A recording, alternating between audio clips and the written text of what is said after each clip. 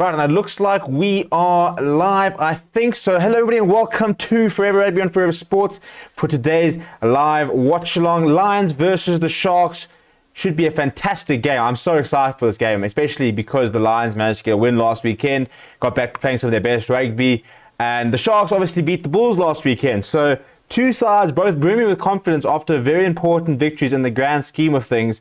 And it's always a good match between the Lions and the Sharks, and it's one of my favorite matches to actually go and watch at Ellis Park. So it's just, I can't wait until all the stadiums are open. We can get back and we can go back watching them, because this is always such a good fixture. It's always probably the biggest crowd of the Currie Cup season. Usually when it's at Ellis Park, lots of Lions fans or lots of Sharks fans in Johannesburg. So it is usually a really good game. And yeah, so it's a pity we can't be there, but if nothing else, we can hang out online here, chat about the game as we go.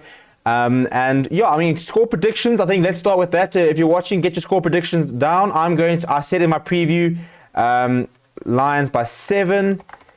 So I'm going to put that in the chat there, so I can ink it on paper, and we'll have to sort of go with that and stick with my call there as well. So let's ask for score predictions.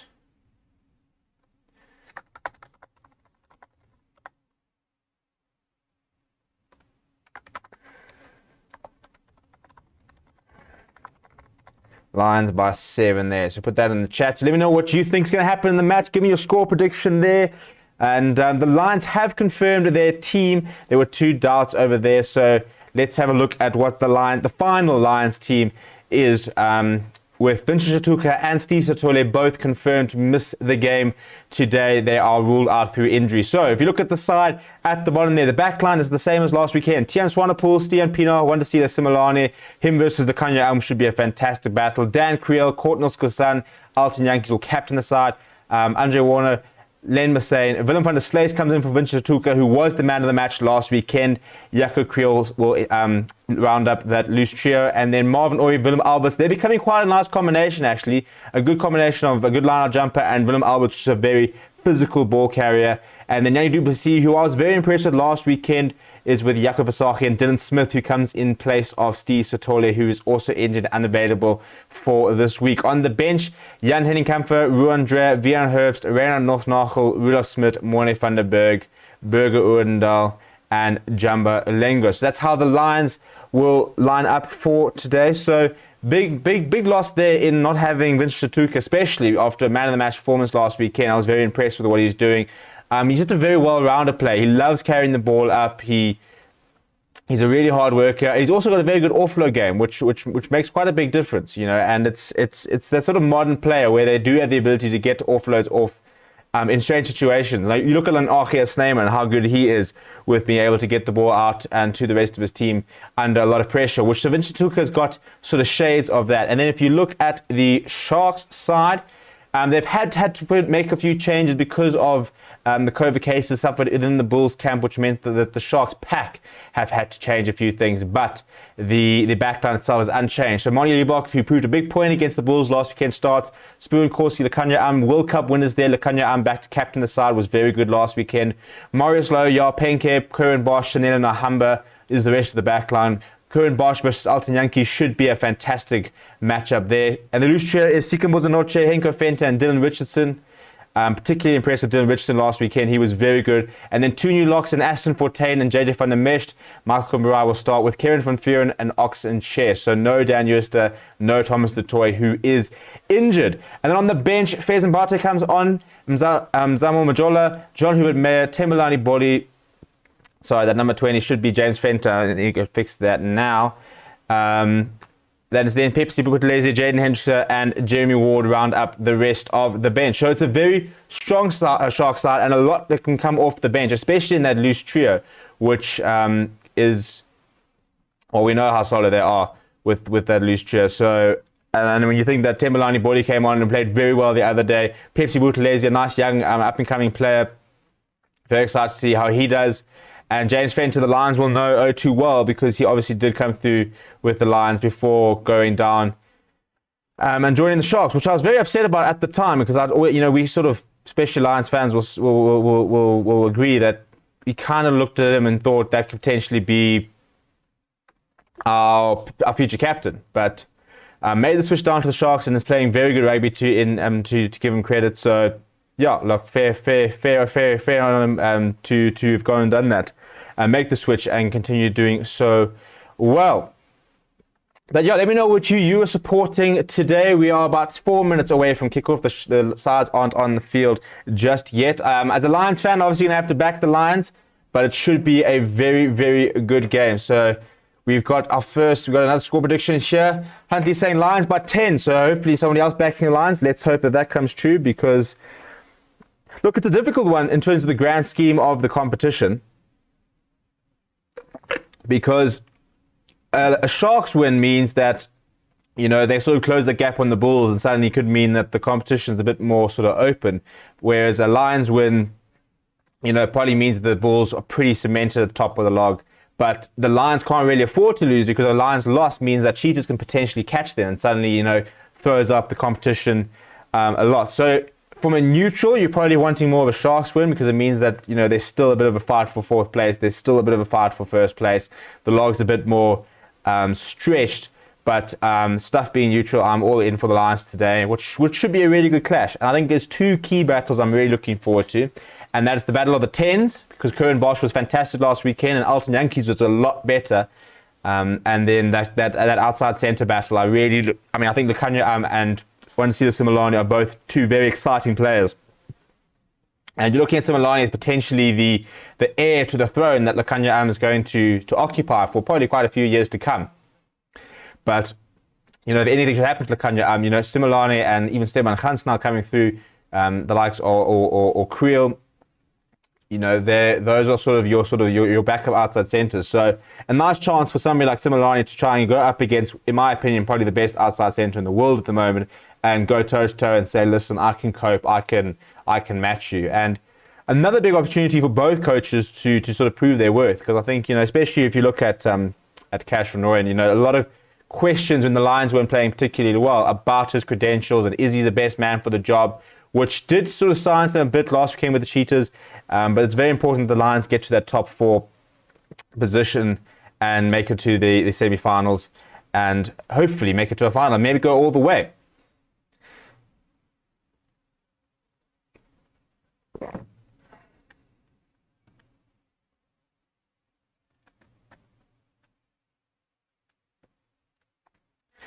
Right, teams coming out of the tunnel here, so we should have kickoff in just a few minutes.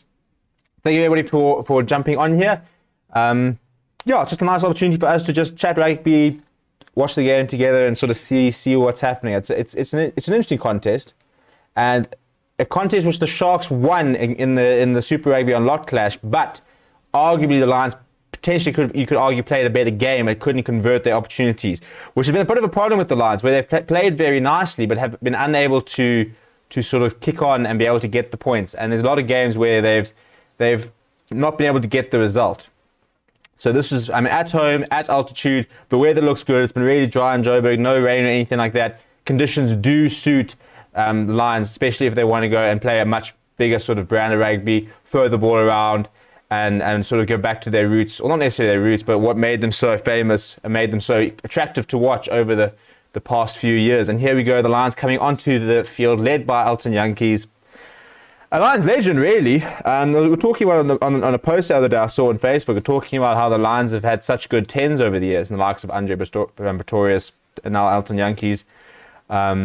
And they have always had really good fly halves. And I think looking back there, when Alton Yankees eventually hangs up his boots, I think he will rightly go down as one of the best Lions players of all time. He was voted the Super Rugby Player of the Decade for South Africa. One of the highest point scorers in Super Rugby history. I think these days probably the highest point scorer in Lions history. But a big man in the heap he is huge. Willem Albert's back in the side, and he was immense last weekend. Such a good ball carrier, brings so much physicality, and really good to see him back. Not where it all started, because he obviously did start with the Sharks, but at the franchise where he kind of made his name and started getting that reputation as the bone collector.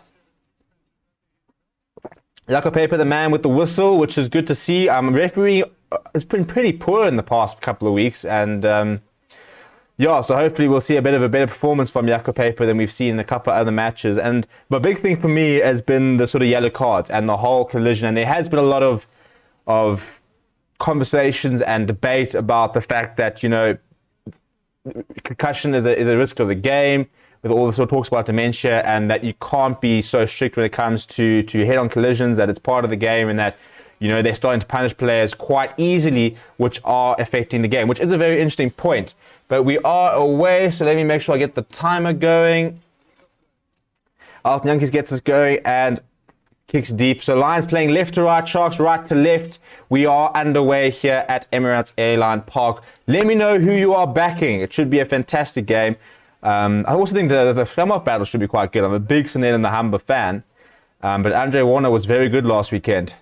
And the first test for Tian Swanepoel, it's a fantastic chase there. It looks like Pia Penke, but the Lions have got a bit of front foot, and the Yankees gets through a bit of a gap. So a decent start by the Lions, who have got a penalty. There we go. Penalty, and that's the perfect start by the Lions. They'll definitely point to polls here, but the perfect start. Yeltsin Yankees getting a bit of space there, jumping through, and Marius Lowe guilty of not rolling away, and surely the Lions will kick this over and get some points on the board.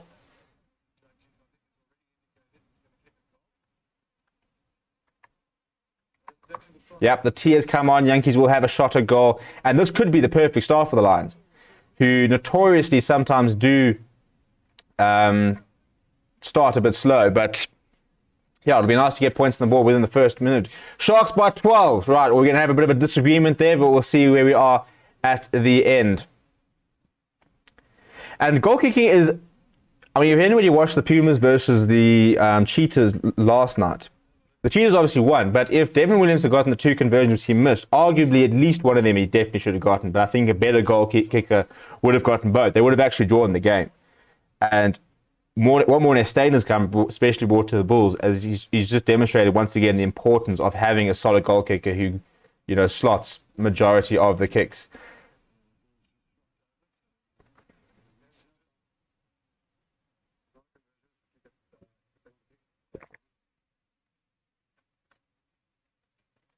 It's nice from Jaco Paper sharing the fact that North Produce has some time for the conversion.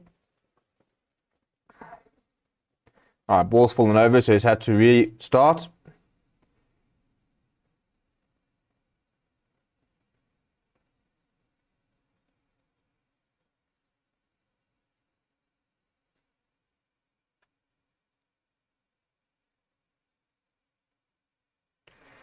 Solid strike, and that will split the poll. So there we go. First points on the board from Alton Yankees, and the Lions are ahead, which is a very nice start. Tough with that. Cheers, Nicholas, from quarantine from Argentina. Welcome from Argentina. Good to see that we are international.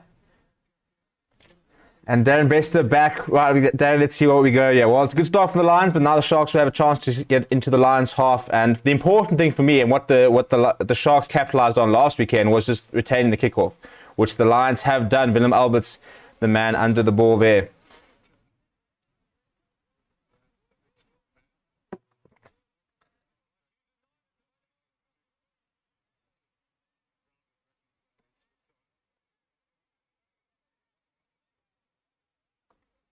First up and under there, and it's a bit of a 50-50 collection there.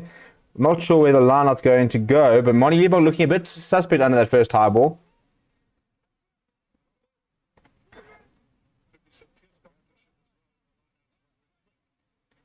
So it's a Sharks liner. They go short, and now Oxenchair gets a bit of a chance to have a bit of a run.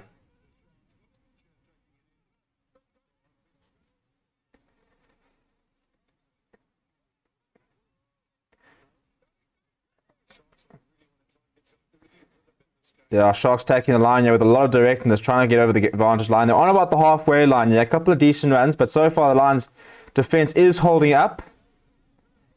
I think it's just going to be a great clash. I mean, you look at like one player by player, and I think the clashes. You've got Dylan Richardson versus Jaco Creel. You've got Curran Barch versus Alton Yankees, and that is a poor attempt for Steven Swanepoel. But Courtney Skilson is back to clean up, and he should find touch. And he does. That's actually quite a decent clearance by Skilson. But already there we've seen a Lions up and under, which wasn't particularly well fielded by the Sharks, as well as the Sharks up and under, which wasn't particularly well fielded by the Lions. So that already is going to be potentially could be an area where each side can try and target the other.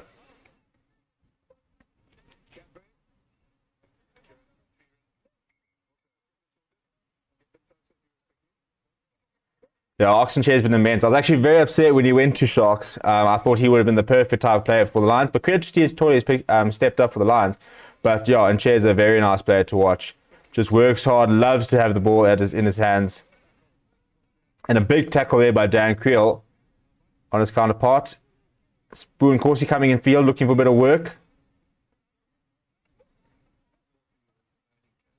And once again, Bosch goes to the boot. It's a bit deeper, so there shouldn't be any pressure here on Kortensson. And he looks to keep it alive. And he's retained that well. Lions in their own half, but a much better. Well, not a great chase from the Sharks, and the Lions have managed to field that fairly easily.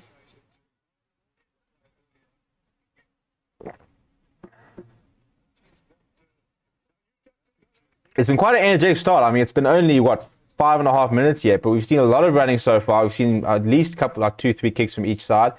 Yankees there, goes up. It's a good take from Manny Liebach. He does get tackled quite heavily by Willem Alberts. And there we go. So Nene Humber returns the favor. So a bit of a kicking battle going between the two here. That's a terrible kick. Right, well, that's the first big mistake from the Lions. Tian Swanepoel outside the 22. The ball skews off the right of his boot, and it goes back out in the full. And the Sharks will have an attacking out on the 22, which is not what the Lions would have wanted. So now a massive opportunity for the Sharks to get into the game. But interesting that the kicking game has already been quite heavily utilized. And look, I think if Tian Swanepoel under quite new and quite young, Manny Liebach still sort of coming to terms as playing at 15. You can see why the tactic is going to be to put it high in the air and let's see which one's better underneath the high ball. The Sharks go to the back of the line out and it goes over. Mike Kumbara is there to clean up, but it looks like it's been a knock on. Not a great line out. Sharks trying to go along there, but no one. I'm not quite sure if it's a wrong call. But we'll have our first scrum, which should also be very interesting. I think it's one of those cases where every battle is going to be quite interesting.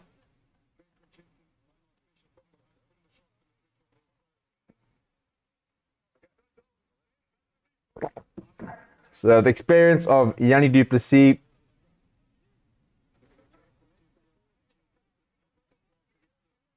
Against Oxenchair, and then the Dylan Smith against Mark Kumbara. So it should be a very good battle here. Oh, that's a big scrum by the Lions. That is a huge scrum. Yakovasaki, the arm is up there, and the Lions.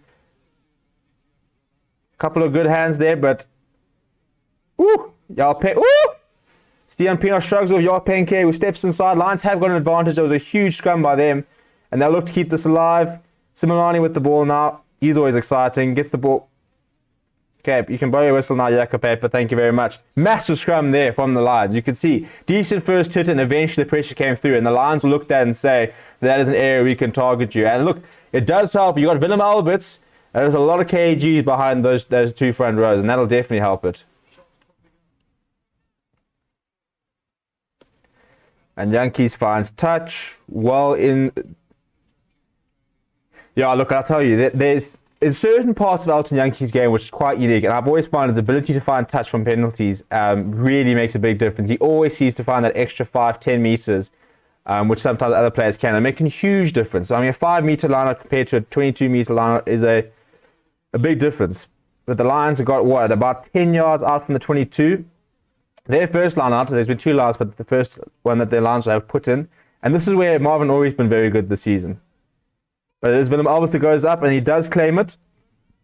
And the Lions look to set them more. Here we go.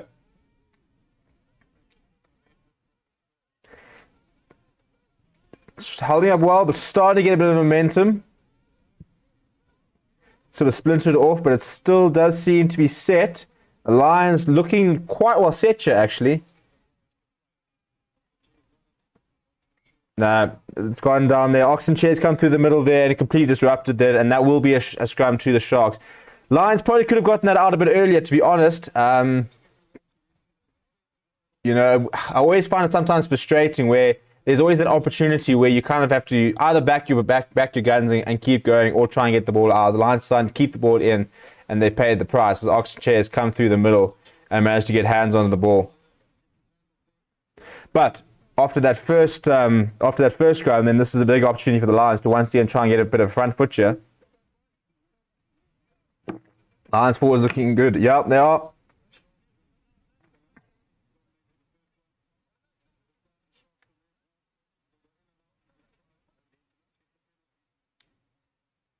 So Sharks put in here. The Lions dominated the first scrum, so let's see if the Sharks can respond to that. We have a reset as per usual.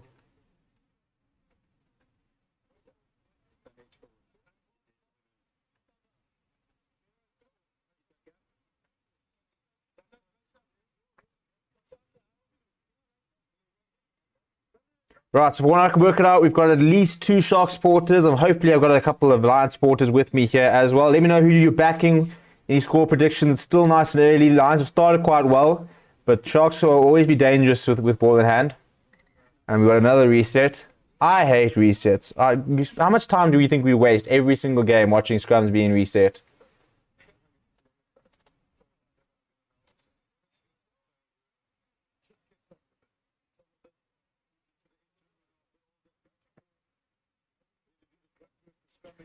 Right, so after, 3 resets now, let's hopefully try and get a decent contest going here.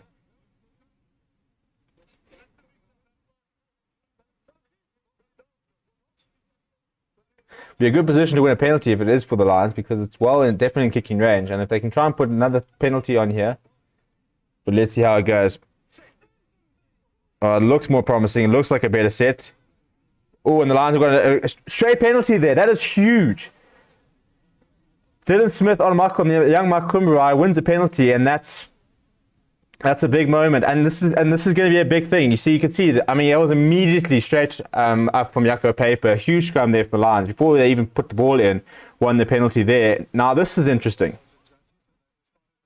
Yeah, I'm a bit worried about that. So the Lions have gone for the corner. They've turned down the points. They've gone for the corner. They want to try and go for a full set. Look, to be fair, the forwards do seem to have a bit of an edge at the moment, and when you've got this sort of confidence, must have been, I would have been tempted for a bit of a scrum actually, but they'll go for the line, try and set up the rolling maul, and let's see if they can try and get points on the board.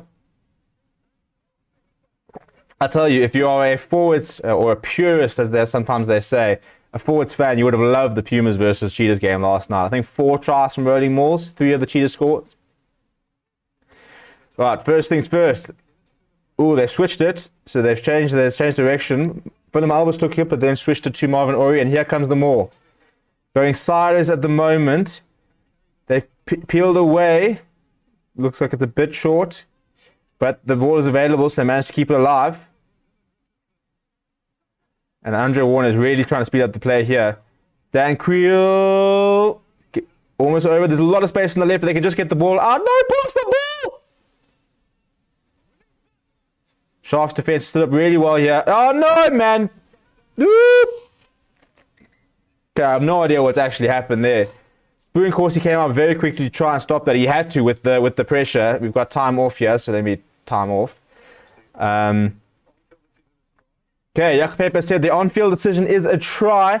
Lions have sort of gone through their hands on the far side there. I'm not actually sure he eventually tries to get, well, in theory, gets this down, so we'll have to wait and see what happens here. Scorson's son's the one that celebrates, so he could be in here. So I mean, a 3-on-1. Spoon Corsi does very well, puts a lot of pressure on. Oh no, it looks like a try. Oh yeah, I mean, from the first angle, it looked a bit close, but it looks like Spoon Corsi forced Marvin Orie to knock the ball backwards. Scorson's son picks it up, and he looks like he's over. That looks like it's on the line. Well, it looks like the Lions could be on the board here.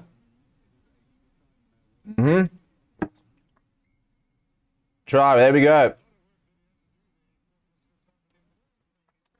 Well, Sharks' defense wasn't bad there, to be honest. It just outnumbered at the end there, thanks to some very quick ball by Andrew Warner, and just created a bit of an overlap. And yeah, I mean, shame. It was Spoon Corsi versus 3, and Marvin Orie in spinning spilt it, but Courtney still had the time to pick it up and go over. And that is the Lions ahead. A very good start for them. And I think the forwards battle, which is always going to be very important, the Lions are winning those early collisions so far. And if the Sharks are going to want to get into this game, they're going to need to try and stop that forward momentum.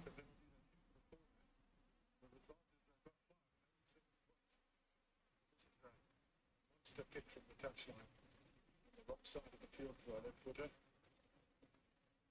Going back a long way to try and narrow that angle.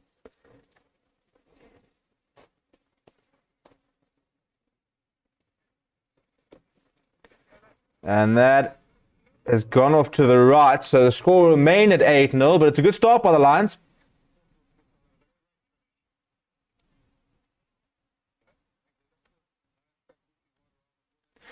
Right, so a couple of things I thought we'd talk about over the game. I think, for me, what will be quite interesting is you've got probably, arguably, the two candidates for fly half at the moment for the Springboks next year, if Andre Pollard is not fit. Who is currently the second choice Springbok fly half? In fact, I'm actually going to put it in the chat here.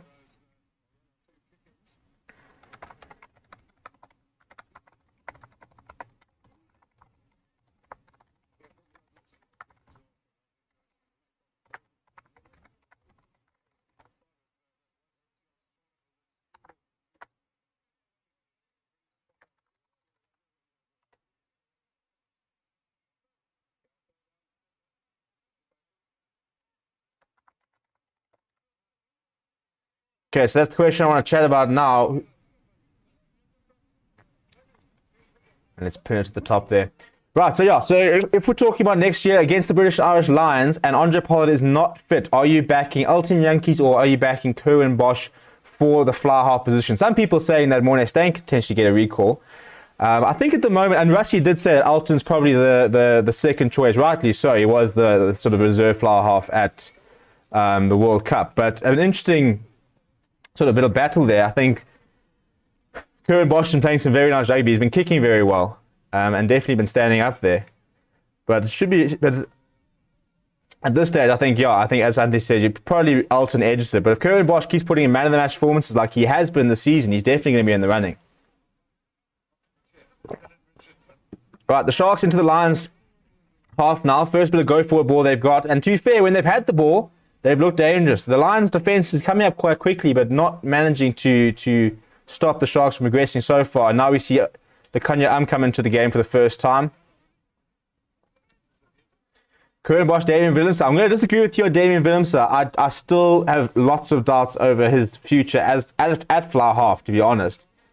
And I think until he sort of proved, first of all, that fly half is his main position to begin with and his best position, I don't think he's really in the conversation to be the Springbok fly half right now. I just much prefer him at fullback, or even there's a case you made to try and have him at inside centre because he's such a nice runner of the ball, and he can kick, but his goal kicking sometimes lets him down. Even his tactical kicking at times lets him down. I think that if you remove a lot of the kicking game of him, let him play at centre or at fullback, where a lot of it's counter-attacking, that plays to the strengths of David Willemse. David Willemse says, if Bosch learns to tackle, he's the better player. As it stands, he's too much of a defensive risk. There is that. Look, I mean, they're quite different in that. Look, they're both players that like to attack. I think Jantjies will always have the edge in terms of his creativity. You know, the most creative player in the country. Currie Bosch is probably a better runner of the ball himself. He's got a good turn of pace. He's got a decent step on him.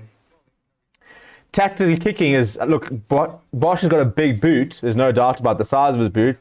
And Elton Jantjies has never been the best tactical kicker in terms of up and under, or in terms of kicking behind. But I don't know, it's one of those games where when both are playing well, they both have the ability to just take games away from each other, to be honest. I've always been a big Elton fan. I've always felt that, you know, he's sometimes... Look, it's nice to see that these days he's beginning to get a lot more respect than he did maybe a couple of years ago when he first came onto the scene. But it should be a very good competition there between those two. Right, so Lions have got a line out here just inside their own half. Sharks have looked decent when they've had the ball in hand. They've looked like they can try and attack the Lions. Lions' defense has held up so far. The Lions going back to the maul, trying to get that forward dominance once again, but not going much further. And Andrew Warner goes to the boot, but there is no kick chase. I just never understand that. Now Pinky's got a bit of space. He puts his head down, doesn't get too far. But you know the old story of a kick is only as good as its chase, and a very poor chase there by the Lions. And the Sharks put it up. That's a penalty to the Sharks. Looks like obstruction from Cornels Kassan, and the Sharks get a penalty inside their own half.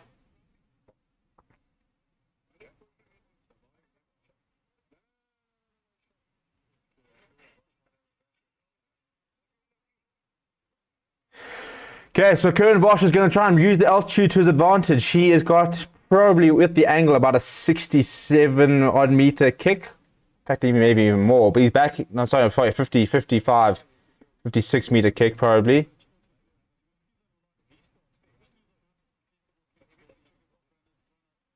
Okay, so Cornels Kassan penalized there for blocking the runner there. A bit harsh, to be honest, but I mean, look, from the angle, though, we only saw one angle. So Curran Bosch, a 60 meter kick on the angle here. We know it's in his range, so it comes down to accuracy, but this could be a good way for the Sharks to get back into the game itself.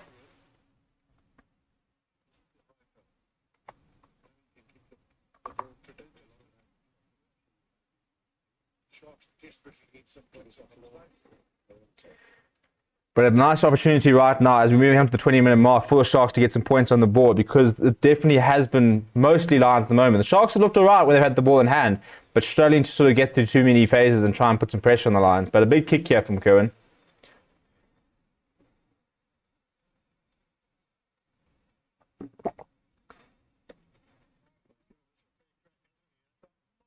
And it comes off. I mean, that is huge. He slots it unbelievably. What comes off the bed? Comes off the post. So, look, direction had a bit of. It was a bit sketchy, but I mean, I reckon that had a good 10 meters on him. I mean, that must have hit about halfway up the post. The size of this man's boot is unbelievable.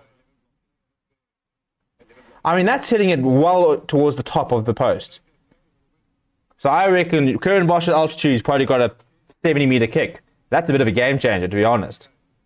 Well, that's a bit of a warning sign from the Lions. They'll know that they can't afford to give anything away pretty much from the Sharks 10 meter onwards. And Sharks regather well. And a good contest so far.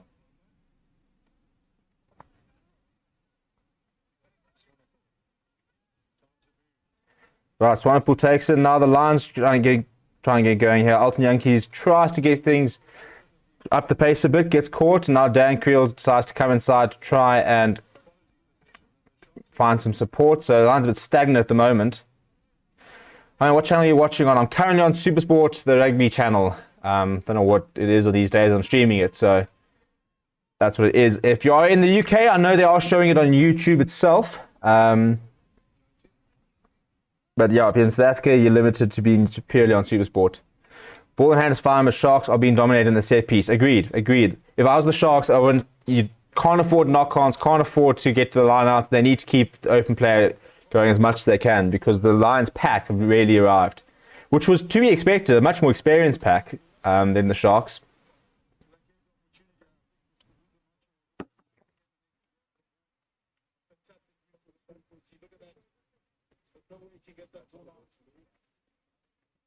Stian Swanepoel there, wrapped up by Spur and Corsi. I'm such a big Spur and Corsi fan. You can get some wings who are fantastic finishers, and with ball in hand they're devastating.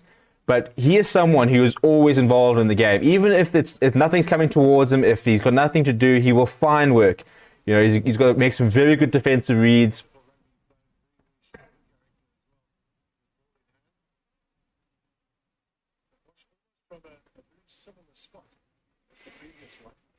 Right, so another kicker goal here for the Sharks. Curran Bosch has got a 57-meter kick here now. Quite similar to where it was before. All from Spur and Corsi, who came in, made a huge hit on Stian Swanepoel, couldn't get the ball away, and penalised for holding on. Let's see if Bosch can, once again, reduce the deficit.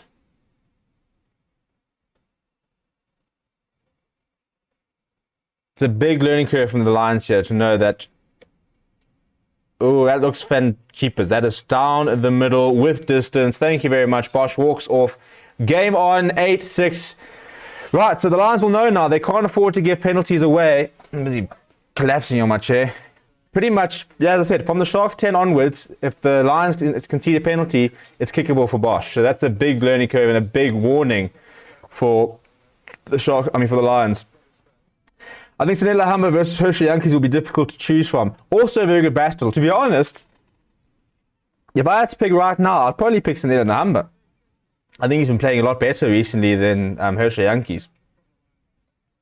Always difficult to just, I mean, you're not going to drop Hershey Yankees. He was part of the World Cup squad and stuff like that. But Nahamba's a very exciting player.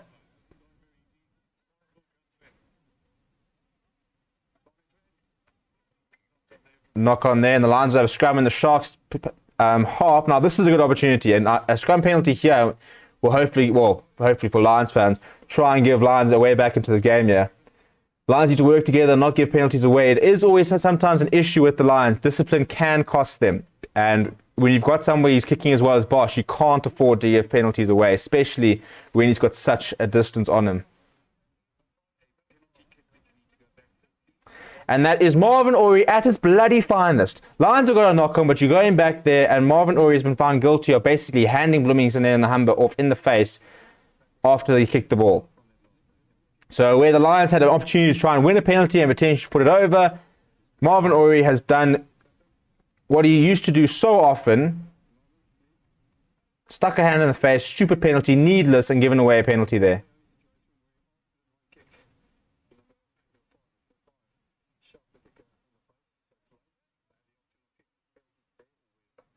Yeah, just stupid by Marvin Orie. Absolutely needless there. No reason to do that. Gives away a penalty where the Lions had a scrum in a very good position. So, and that's somebody who I've been saying for a long time has been a lot better because he sorted out his discipline. But, you know, sometimes old habits die hard, and just a needless penalty. There was just no need for that. So once again, Lions' discipline is costing them so far. Thankfully, he's not in quite in Bosch's range. He doesn't have an 80-meter kick just yet. Although I wouldn't put it past him these days. But he does find good touch. It's been a good battle from the fly half so far. Both kicking for touch has been quite good. But you see, you look at the penalties timeline, the Sharks seeded 3 early on, but then it's been Lions 90 minutes, 21 minutes, and 25 minutes. So Lions' discipline is costing them at the moment. Right, now the Sharks are going to attempt more here, and they've started off really well. Got some momentum, but it's broken apart a bit there, and it looks like Willem van der Sluys has come through the middle there, and the Lions are piling into that ruck. And they've turned it over. That is brilliant work, and that's a penalty. Very well done. Come on! Better from the Lions there. It looked like a decent set for the Sharks more, but the Lions pack came straight through. Willem van der Sluys through the middle, put a lot of pressure, and the Lions pack just completely piled into that ruck. And Jaco Kriel is the man that is going to claim that. And then Alton finds touch inside the Sharks' half. Fantastic game of rugby, by the way.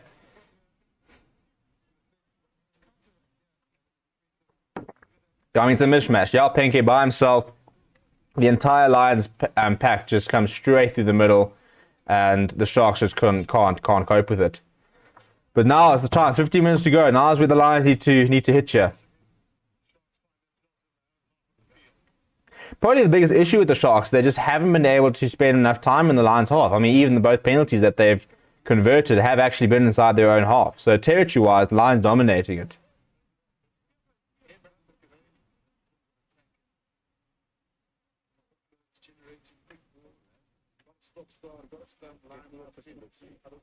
Stop short. That team has to follow you, otherwise they got no chance to fairly compete. Okay, so you come from flag, then I'll deal with the fence, but not before that. Okay? Couple of line-out issues here from Jaco Paper, so a word to both hookers.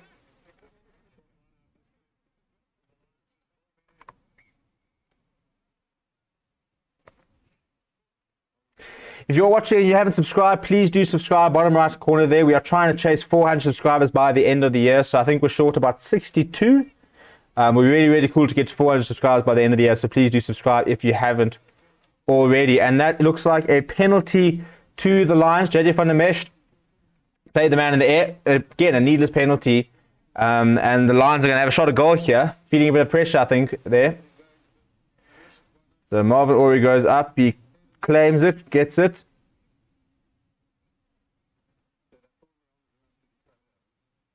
Okay, yeah, so JD Mesh guilty there of putting the arm down, which kind of sort of, well, in the paper's words, to stabilize the man, which is kind of what broke up the lineup. Oh, it's actually Tian Swanepoel's going to have kick a goal, so Alton Yankees won't take it. Tian Swanepoel will go. It is on the right-hand side. I'm surprised he's taking it, to be honest.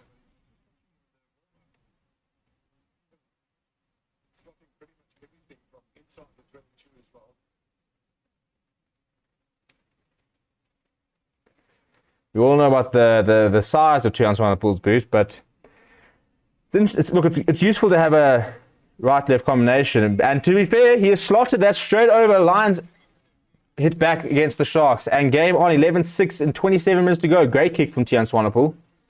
And that's a useful thing to have in the Lions arsenal, to be able to have a right-left foot combination, both two players that are very good kicking a goal. Something the Pumas could have used last night, because Devin Williams struggled very much so with kicking the goal, and that was a big difference when Ginter Smuts came on. No, that's that playing in the air. Yeah, penalty there. The Kanya arm looks like a little bit over, was a spoon Corsi.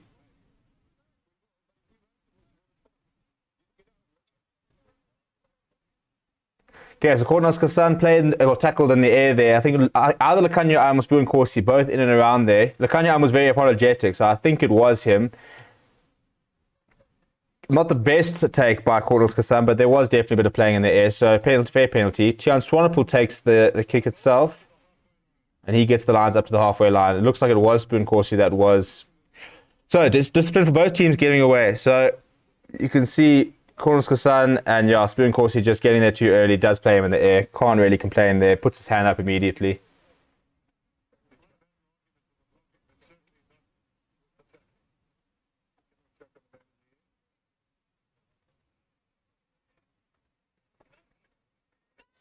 Solid lineup by the Lions. And Yanni Duplessis will run it up. Yanni. Whoop. Bit of a juggle there, but Willemson Slace cleans up.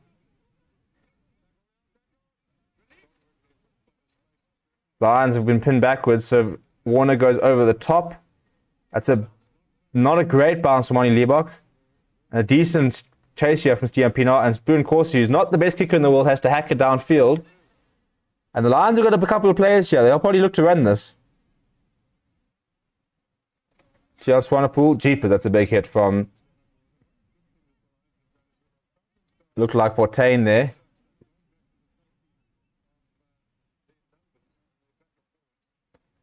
Right, Nelson's back in the pocket, and he puts that high in the air.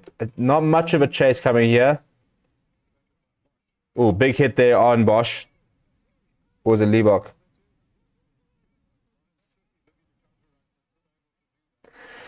Yeah, Lions trying to bring in a lot of physicality into the game. Oh, that's looked. Two players over the ball there, but told to leave it. And the Sharks once again in their own half, which means Moni Liebach puts the ball up in the air. This should be a good competition.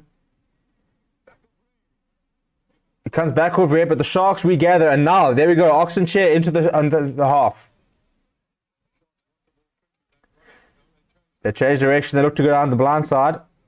Liebach chips there, sees nobody at home, that's a great kick, and the Lions will now have a defensive line out well in their 22. A good read there from Moni Liebach. He spotted the space behind, and just a dab over the top with his left foot, and they'll have a good, and the Lions will now have to defend the line out. It's a really good contest at the moment. Some good kicking from both sides. Discipline been a bit poor so far, but overall it's been a good contest. See, 9 kicks from hand from the Lions to the 10 of the Sharks. So it has definitely been a kicking game so far. But and I tell you, the kick regathering has been particularly good. There's been some good contests under the high ball. Sometimes players being a bit overeager, conceding a few penalties, but it will be a very interesting passage to see how they keep using the kicking game, and especially towards. I mean, they're lucky it's nice and dry. I think it was wet. We're going to see kicking game all day long. The Lions go short in the line out, and Andre Warner, with the Sharks being very aware, has to carry it up himself, which means we've got no scrum half. So Willem Elvis will be told to try and run that up a bit, so we could try and get our scrum half down from the bottom of the rack. Right, he's shaping up for the box kick. No. Yankees finds touch. That's a very nice kick, actually. He gets up to about the 10-meter line. So the Lions not out of trouble, but at least further upfield. And this is what the Sharks need. The Sharks need to spend time in the Lions' half. They haven't been able to find... I don't even think they've actually had the ball in the Lions' 22 yet. But they'll have a line on the 10-meter here.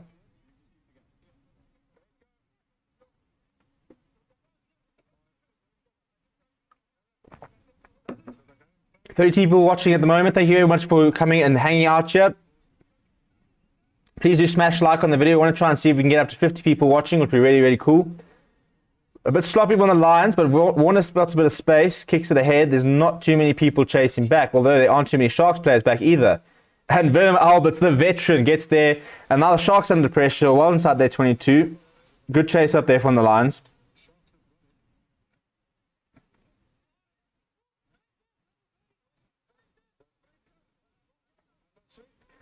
Now shaping up for the box kick.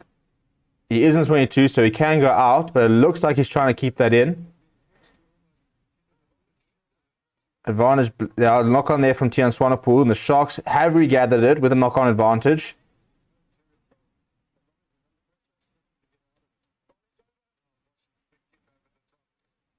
Oh dear, that's not gone well. Bosch, they called advantage over because they got it there, and Bosch is now with his boot at altitude, put it out, and now the Lions will suddenly have an attacking line out in the Sharks' half. The boot that Currie Bosch is quite incredible. I mean, when you watch him strike a ball, it's nothing particularly powerful. He's not a big person. He's just such a good timer of the ball. He's just got a huge boot. And the Lions will have a, on the 22 from the looks of it, this is a big opportunity with what?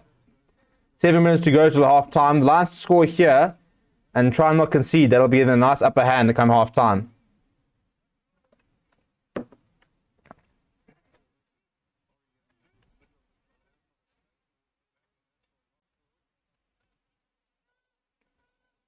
Dan Creel, the man who's told to run it up as one would at 1.9 and 110 kgs. And the Lions have an advantage right in front. Willem van der Slaes has gotten over the game line though. Come now. Make this count. Yeah, it's a knock-on from Andre Warner.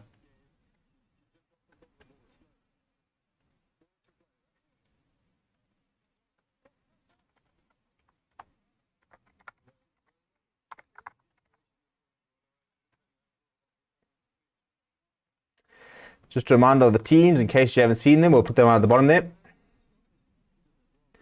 Okay, so hands in the ruck from the Sharks. The discipline once again costing them. The Lions will have a penalty right in front. Alton Yankees has called for his tee. And I think the important thing here for the Lions is just keep that scoreboard ticking. And the Sharks need to keep themselves in the game. You know, if the game's within sort of 5 to 8, even 10 points in the last 10, 15 minutes, anything can happen. The nice thing about the Lions, they do tend to finish pretty well because at altitude, that's where the fitness comes in. So Yankees will have his second kick of, well, third kick of the day. And no issues. Straight through, there he goes. Couple steps back, couple steps forward, and off he goes. And the Lions up to 14 points. So, yeah, again, where the scoreboard has been ticking for both sides. So, very much still even. The Sharks just need to get into the Lions' half. The Lions have been very good at, even when they've been under pressure, just managing that territory, being able to find themselves in the Sharks' half for most of the game. So as a Lions fan, I'm definitely not complaining about that. But that is Spoon Corsi straight through. Can someone tackle it? Thank you. Spoon Corsi from the kickoff takes it, and suddenly the Sharks are inside the 22, and the Lions a bit nowhere. Dylan Richardson carries it up here.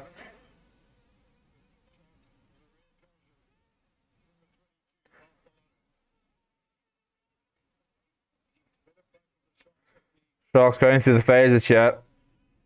Thank goodness. Right, knock on there from the Sharks. I don't know what Money Lee Box can. Oh, now the Lions going to try and. Oh, man, just keep it simple. Clear it, you idiots. Okay, so we've got a Sharks knock on, and then the Lions just trying to keep it loose and trying to play the ball have knocked on themselves. But a fantastic kick chase this from. And they go short, and Spoon Corsi just reads it perfectly. Willem Alberts tries to get there, but in vain. Spoon Corsi gets through and suddenly steps inside Dan Creel. Something out of nothing. A good tackle there from Tiaan Swanepoel. But the Lions will have a scrum inside their half, which thankfully they've been quite dominant so far in the game itself.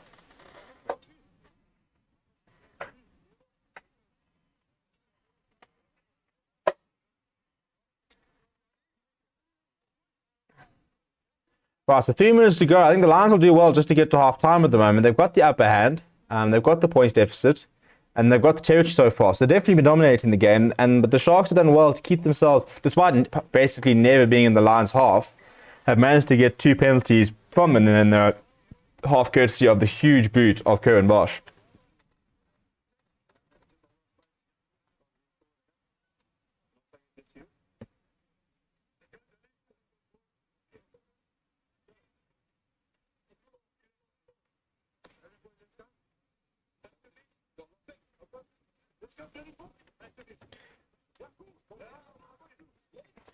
Right, well, if the Sharks were to produce a big scrum and try to win a penalty, this is the moment here. Perfect field position for them if they were to get a penalty.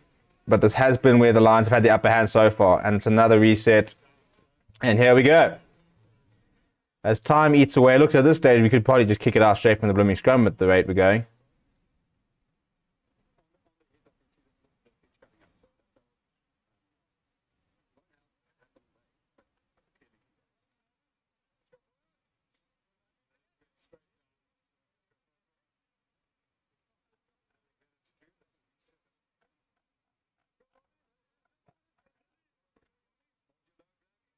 Right, another reset. Let's hope we can actually get a bit of scrum going here.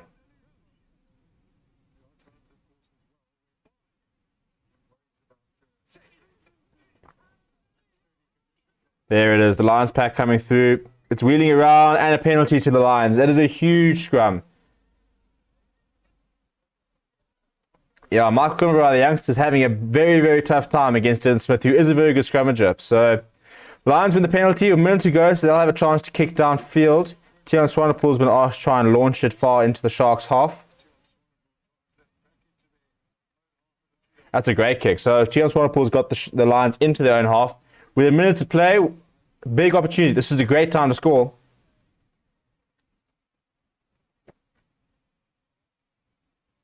So difficult one. The scrum reading around. Mark Kummerow, the one that is penalised. To be honest, when it comes to scrums, I don't think any of us really know what's plotting. We kind of just go with it.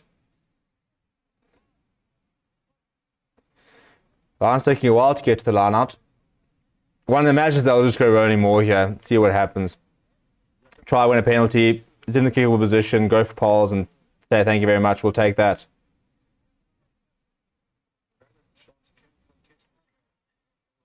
That's not straight. Jaco Pasaki, that's basic.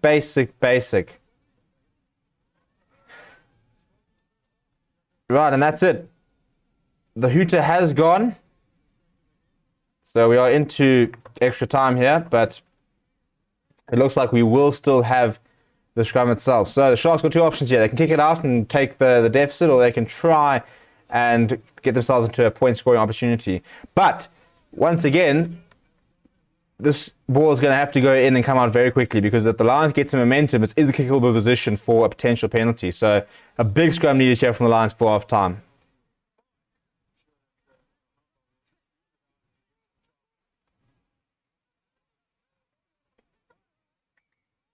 Guess what, everyone? We've got another reset. Scrums have been an issue. It's been resets, and then when they haven't been resets, the Lions have been very dominant. What will be interesting to see is what happens when the substitutions, because Yanni du Plessis does not have an 80-minute game in them.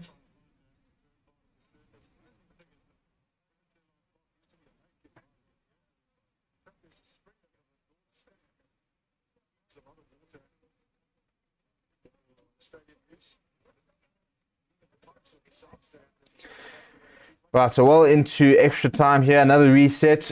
Sharks, I'm sure, will probably just put this under the feet and kick it out. The Lions are going to try and put in a big shove here and get a penalty. A penalty here, it's a very good position. So they've got a good hit.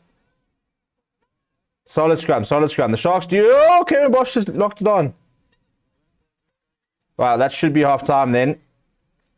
Yep, half time. So Currie and Bosch knocks it on. The Sharks did look like they were trying to keep it alive, but Currie and Bosch knocked it on, and that both sides will head to the shed. So 14-6. The Sharks have done well to stay in that game. I think the Lions have probably had the upper hand. Well, they have had the upper hand. They've camped out in the Sharks' territory. So the Sharks have struggled to get into the Lions' half so far. And the Lions just kept the scoreboard ticking over. The Pack's been very impressive. The Pack is definitely putting the Sharks under a lot of pressure. And I do wonder if Sean Everett will potentially look at making those changes, because the Pack is struggling. And I think that, the front row, especially Malcolm Murray, is really struggling against Dylan Smith. And the experience of Yanni Duplessis on Oxen Chair as well is proving to be quite decisive. So, yeah, look, not too much experience on the bench either for the Sharks, but maybe a change could be what is needed to try and level out that scrum battle, because at the moment it's just a one-way street. Right, so half-time. Let me know what you thought of the half there itself. Who are you rooting for? We've got a 8-point deficit at the moment. I said Lions by 7, so this suits my prediction. But let me know what you think is going to happen in the second half. Do you have anybody that wants to potentially predict a final score?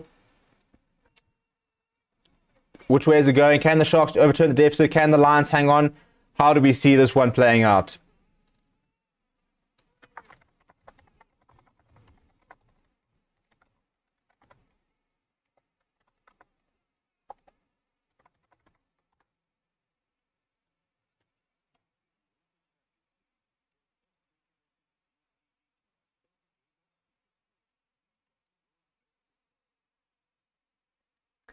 Also, let me know where you are watching from. Last weekend, we had a great watch-along. We had people from, I think, 3-4 different countries all across South Africa, which is very, very cool. So let me know where you're watching from, who you're rooting for. Are you a Bulls fan trying to find your rugby fix, Province fan? Or are you invest in this game? Are you backing the Lions, or are you backing the Sharks? Let me know what side you are currently standing on. Also, please do subscribe to the channel, bottom right-hand corner there. We're trying to chase 400 subscribers by the end of the year. We're 62 shy of that, so please do show your support and subscribe. Also, smash a like on the video if you enjoy this type of content. Really cool, really nice opportunity just to jump online and just chat to other rugby fans and discuss everything that's happening within the rugby world.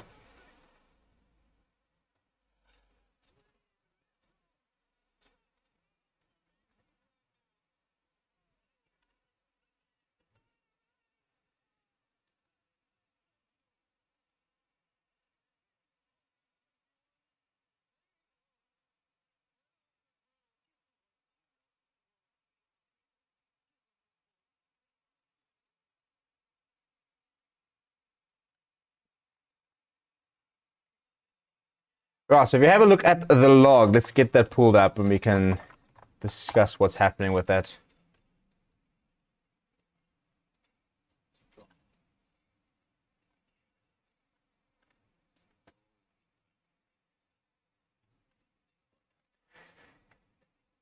Right, so looking at the log at the moment, so Bulls on 35 points at the moment, Sharks on 28. So a Sharks win will take them to at least 32, a bonus point win will take them to 33. The Lions fan, I'll tell you what, if they get a bonus point win, I blooming despair. But Lions are on 25 points, so a win today will put them ahead of the Western Province, or currently on 26. It could also put them ahead of the Sharks if they can deny the Sharks a bonus point or get themselves a bonus point itself. So the Lions can go from 4th to 2nd if they can put in a really big second half performance. They do also play against the Bulls, so they do have a chance to try and make up that deficit. But for the Lions, I think when you think that home ground advantage still is an advantage, as much as there are no crowds and stuff like that, there is still a big advantage to having a home game, especially playing games in Johannesburg. And compared to playing games in the coast, and that will be a big thing for the Lions. So a win from them today can take them to 2nd. And if you look at the fixtures at the moment, right, so obviously the Bulls versus Greek was clash. The Western Province versus Greek was clash last night was called off. Oh, the Bulls, they were right. Back yourself. Was called off. So if you look at the fixtures coming up, we've got the Western Province versus the Greek was on Boxing Day at 4:30. The Bulls will then take on the Lions at 7 o'clock on Boxing Day. So that probably will be our live watch along for that weekend. Feast the Cheetahs versus the Natal Sharks on 4:30 on Sunday, the 27th. We might be able to do a watch along there. We'll have to wait and see on that one. But yeah, so if the Lions can pull out a victory here against the Sharks and then try and pull out a victory against the Bulls, suddenly they've sort of can almost cement that second place, which would be quite nice. And then on New Year's Day, we've got Pumas versus the Lions, so another opportunity for the Lions to try and get some points there. And then Sharks versus the Greek was at Hoppers 4. And our live watch along for New Year's Day will be Free State Cheetahs versus Western Province at 7 o'clock. And then the final round of group games will be the Pumas versus the Bulls, Greek was versus the Cheetahs, and the Western Province versus the Sharks. So the Lions have a bye in that last weekend, so very important for them to get their try and get as many points as they can, try and get that second place spot, and then hope that the results go the right way. Look, the Bulls are in a nice position in that they can rotate, which can play to the Lions' advantage, because with the Bulls being able to rotate, they might be fielding a weaker team. From the sounds of it, Dwayne Vermeulen's not going to play much more until the playoffs. So, yeah, it should be a very interesting couple of weeks. But a big opportunity now for the Lions to go and get the points and try and move into hopefully third or hopefully second place. Jojo Kobler says 28-25 for the Lions, my prediction. Well, that would be a fantastic half of rugby to watch, so wouldn't be opposed to that. Wouldn't really help my prediction much, but I'll take the victory before I take the prediction, if I'm being brutally honest.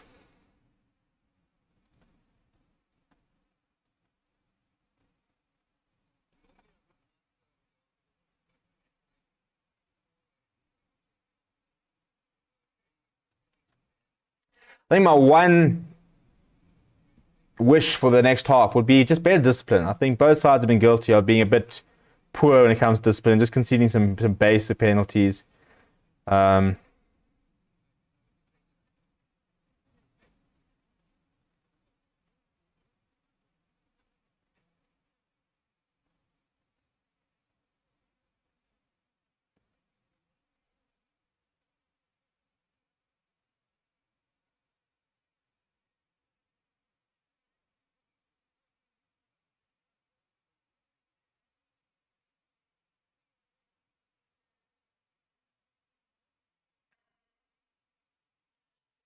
Da, da, da, da, da, da.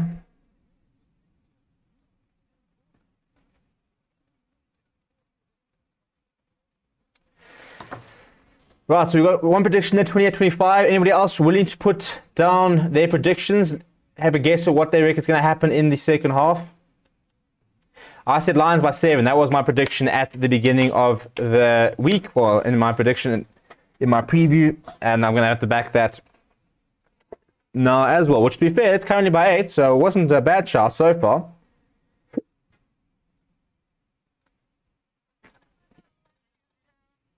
Who's trying to phone me now? No, spam. That's always nice.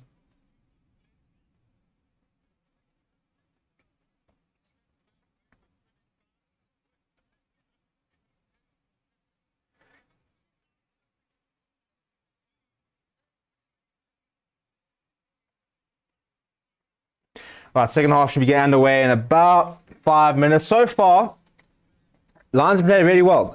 They've really dominated most of the clashes. Set pieces are all Lions at the moment, and Sharks just can't get into the Lions' half.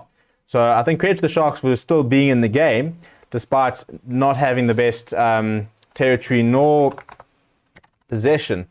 We'll try and bring up some stats here on the game itself, which are always a bit difficult to find when it comes to the Currie Cup. So if anyone from Currie Cup itself is watching, please launch a stats site of some sort so that we can be up to date with what's going on.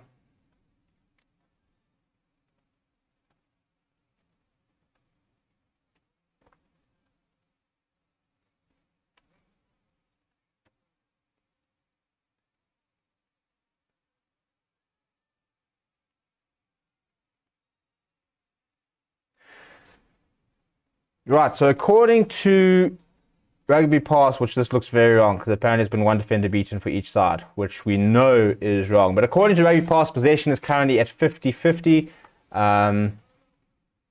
Turnovers conceded, Lions 2, Sharks 7. Defense, the Lions have made 42 tackles, whilst the Sharks have made 47. The Lions have missed 5 tackles, whilst the Sharks have missed 7. The Sharks have won 3 turnovers. So you got set pieces. Scrums 1, the Lions 2, Sharks 1. 50% win scrum success rate for the Lions, 25% success rate for the Sharks, which sounds about right, to be honest. But penalties have been the issue.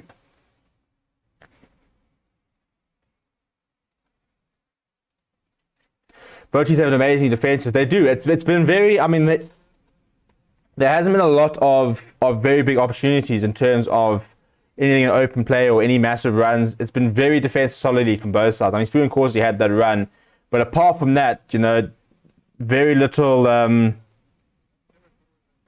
opportunities for players to get into space and get past players and anything like that. We haven't exactly seen enterprising rugby from either side, and that is credit to both defenses so far. So yeah, hopefully that continues, because a nice close game makes for good watching. So the closer the better. All right, let's see what the halftime talk is. So it's about settling down and coming out, finishing one on the second foot. Yeah, good set piece battle. We've got a bit of an upper hand, but just got to stay consistent.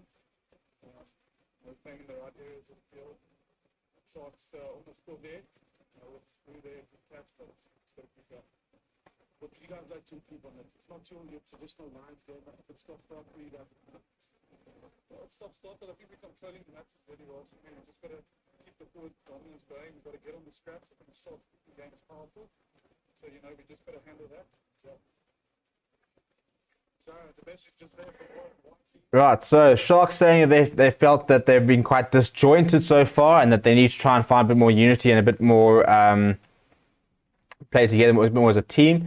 Warren Whiteley saying that the Lions are just want to be a bit more clinical and try and get into the game, try and move the ball around a bit more, which is sort of the Lions' DNA. You know, I think that as Warren Whiteley said, he said they've been struggling with the kicks to at the top there, which has been a bit of an issue for the Lions so far. So I think if I was the Sharks, I'll probably continue to put the ball very high in the air and see if the Lions can cope, because that was a bit of an issue in the first half. Good to see Warren Whiteley. I just missed seeing him on the pitch, to be honest.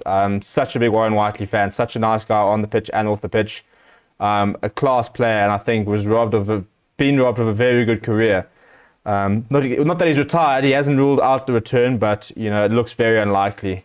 Just recurring knee injuries, which was very sad, because I think he's had such a big career ahead of him, and rightly had the opportunity to captain the Springboks. But yeah, it's not quite the career that we all thought he was going to have. But I mean, Lions fans will know more than most how good of a player he can be. Right, so we've got a change there. Vian Herbst is on. I'm trying to see. I'm assuming that's on for Yanni du Plessis.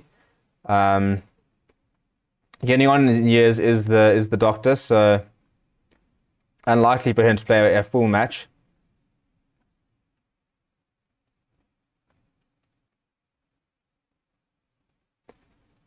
But a big 40 minutes ahead for both sides, especially the Lions. A big statement here. If they can beat the Western Province, beat the Cheetahs, and beat the Sharks. And Cornels Costan has done very well there by retaining that under lots of pressure by Spoon Corsi.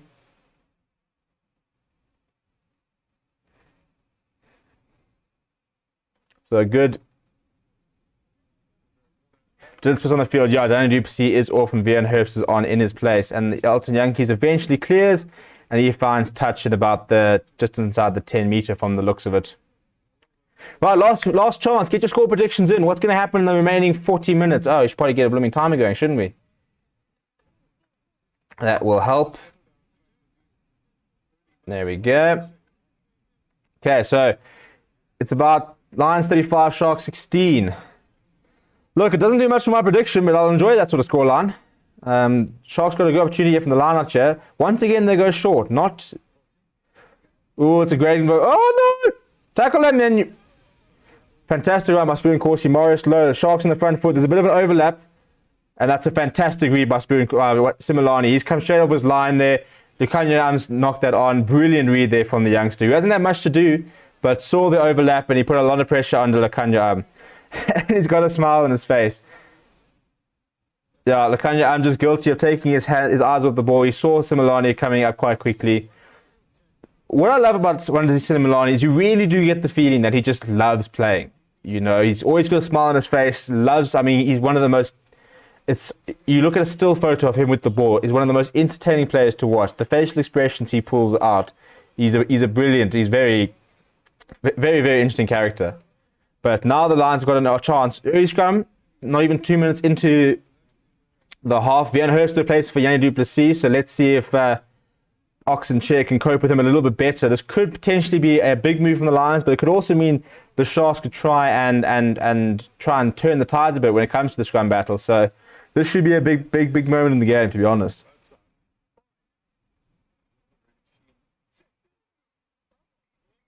Straight down, guess what? Another bloody reset. Reset scrums are the worst things ever. All we want to do is watch some good rugby, and we're spending, I mean, somebody said we reckon you spend 5 to 10 minutes resetting the scrum. I reckon it's going to be closer to 10 at this rate. Lots of resets so far, but yeah, I could hope having a chat to both hookers.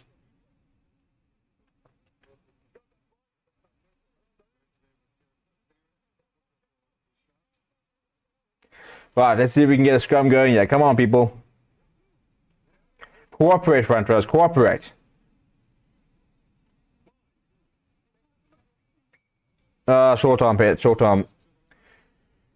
Short arm for the Lions. It looked like an early engagement there. And the Lions take it quickly. And if the camera... Oh, no, man, you idiots. And they've conceded a penalty. So the Lions take it quickly, spread it wide. And I want to see the Similani now knocks it on. And you can see a penalty, and now the Sharks have got a potential to get into the game here. Poor. So, big conversation between Lakanya, Amaker, and Bosch. They will go for polls.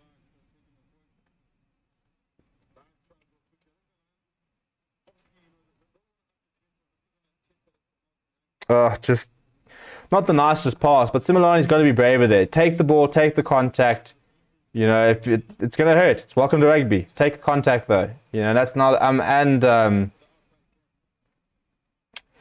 Similani both been guilty of taking their eyes off the ball, and now they're going to pay the price. So, a big opportunity for the Sharks to put some points on the board early on, which is the last thing the Lions would have needed, or wanted, or should have had.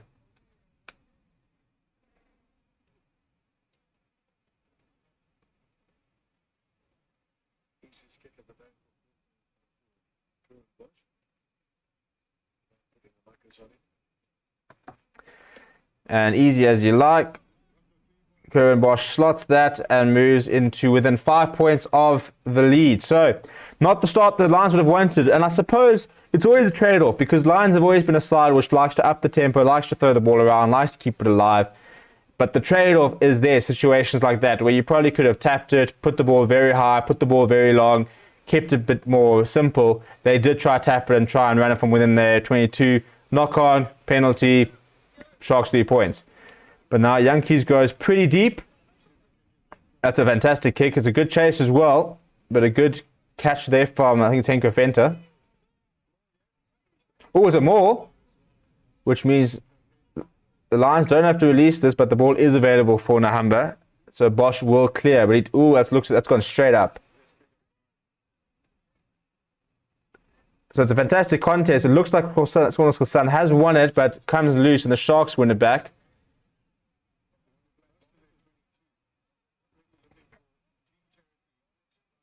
Now the Sharks got advantage, and that's a penalty. Jacob is saying time out here. I'm not quite sure what for. Oh, it looks like an illegal clean out. This is not going to be good. This could be yellow card territory.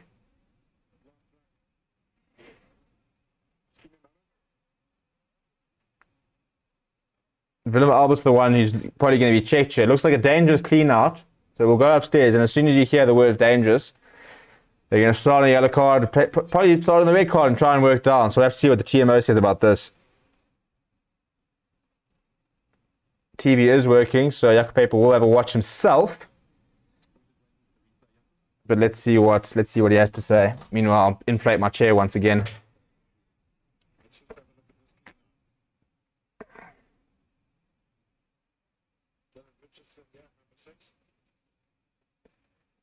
So it's Jakob Asaki, not Willem Albert at all.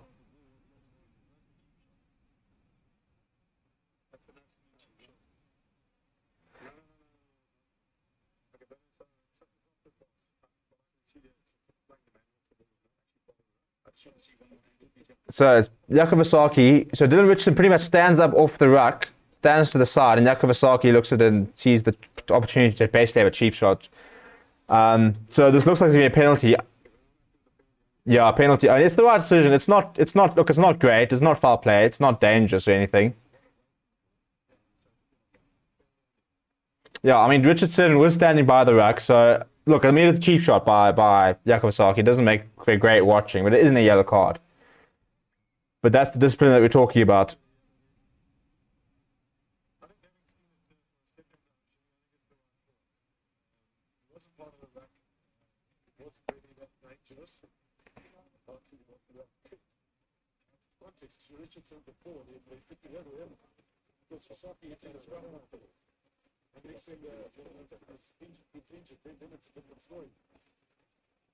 I have to concede that it could be. Yeah, I think it's a different story.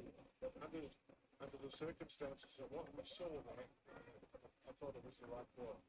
Oh, well, that's a big area by Currie and Bosch. Yeah, so the commentators are saying that they think that should have been a yellow card. I'm not entirely sure. I mean, yeah, it's not great. It's poor by Yakovasaki, but you know, I mean, you think of the effects the yellow card has on the game. I'm glad he didn't go with the pocket there, but Bosch. Oh, this is just. Well, it's all happening. Bosch's penalty didn't go out. Cornell managed to keep it going. Lions then return the kick. The Sharks return the favour, and they made a bit of a hash of it. So eventually the Sharks will have a line-out, but this is not particularly good rugby at the moment. Not a good start to the half. And the Lions need to clean this. Well, both sides need to clean this up. This kicking contest is killing the Lions. They need to keep ball in hand, which they're trying to do, but then you have errors there. So the Sharks do retain it. It's not the best line-out. Marius Lowe will run it up. Sharks in Lions territory for one of the first times in the game. And you're starting to feel the tides are turning at the moment. Lions had the upper hand in the first half, but the Sharks are playing a lot better so far. Oh, that's, as I say that, Moni Liebach knocks it sideways apparently. Sharks just looking like they're out of ideas, struggling to sort of decide what to do. I mean, it's just going through the phases at the moment. Not a card, stupid decision. I agree. It's poor from Yakovasaki. There was just no reason for it.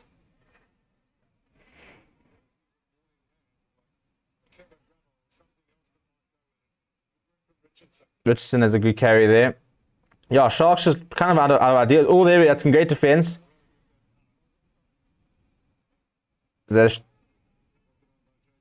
But Sharks going backwards at the moment. Some fantastic defense by the Lions. They're up very quickly and putting the Sharks under a lot of pressure, and the Sharks can't get any go forward ball. That's a big hit on Mike Kumbera. Dylan Richardson, another good carry. It's a good angle. Oh, there we go. Well played. So Oxenchair makes a good break, picks it up and goes through to try and keep the continuity, but thankfully with the tackle knocks it on, and the Lions will breathe a bit of a sigh of relief there.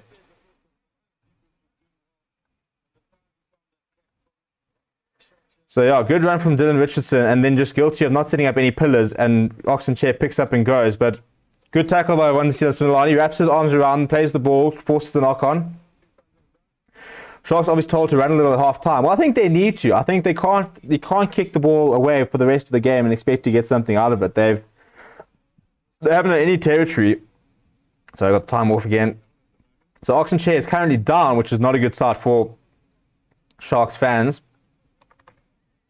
But it looks like he'll be alright to continue. Alton Yankee's having a big chat now to all his players. Yeah, he doesn't look happy at all. And rightly so. I think the Lions are a bit under the cosh at the moment. They've come out, and the Sharks look much better in the opening 8 minutes. And the Lions need to just calm things down and just get back to what was working. You know, take the set pieces, try and win some penalties, get into the Sharks' half, convert those into points. Keep rugby simple.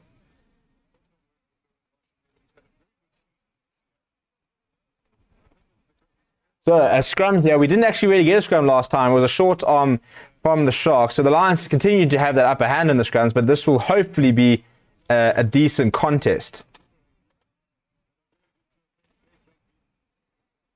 But the Lions, hopefully, the Lions, a big scrum here will be useful. Try and get a penalty and kick it. And penalty, it is a penalty, gone straight down there. So, boy, one, Malcolm Kumbera, shame. He just can't cope at the moment.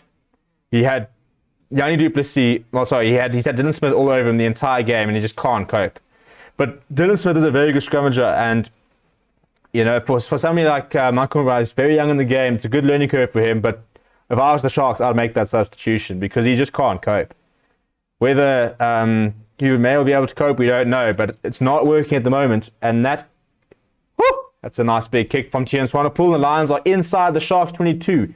This is where you need to make a count.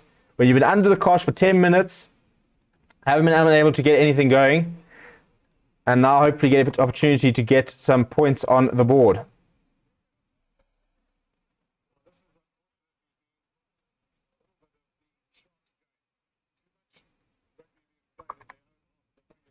And once again, the Lions back in the Sharks half, which is good to see from a Lions fan.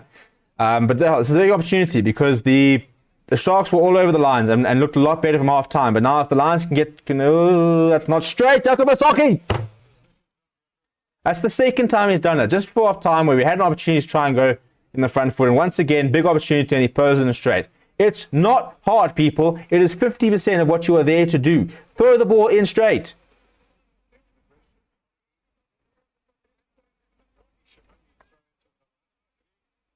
Look, I mean, commentators saying there might be a bit of a rough call, but it didn't look straight, to be honest. And it's good to see them being blown, because I'm sorry, I've watched so many lineouts where you sit there going, how is that straight? It just doesn't get caught, and there it is. Kumbarai's off, and Meyer is on. A difficult game for the youngster. He was very good last weekend, but just couldn't cope with Dylan Smith.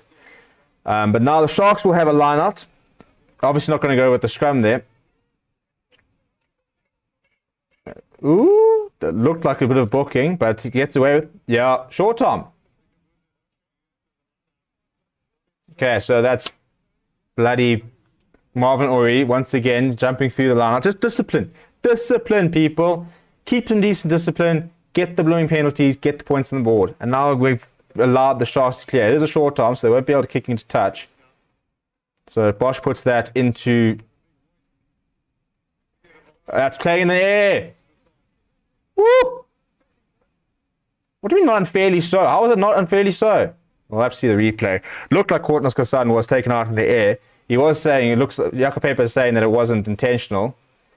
That's a good take by Spoon Corsi. Although the Lions are coming through. That's a fantastic counter ruck. The Sharks kept it. Now take it all back. Sharks done well to keep that. So the Sharks trying to run it from their own half. That's a great... Ooh, that's a huge hit. Willem Albus. Secret Posse coming with pace. And then, oh no, he's dropped it on his feet. Yeah, if looks could kill, I mean, a terrible, not the best pass, but Curran Bosch has knocked it on what, the Sharks' 10-meter line.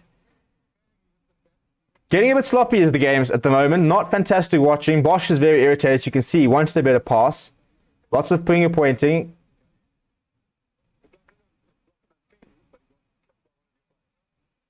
Okay, so Jakob Paper said that Courtney's Kassan was not taken out in the air and that he was clipped by one of his own players. You can have a look at this now. Goes up. No, I'm sorry. That's a penalty.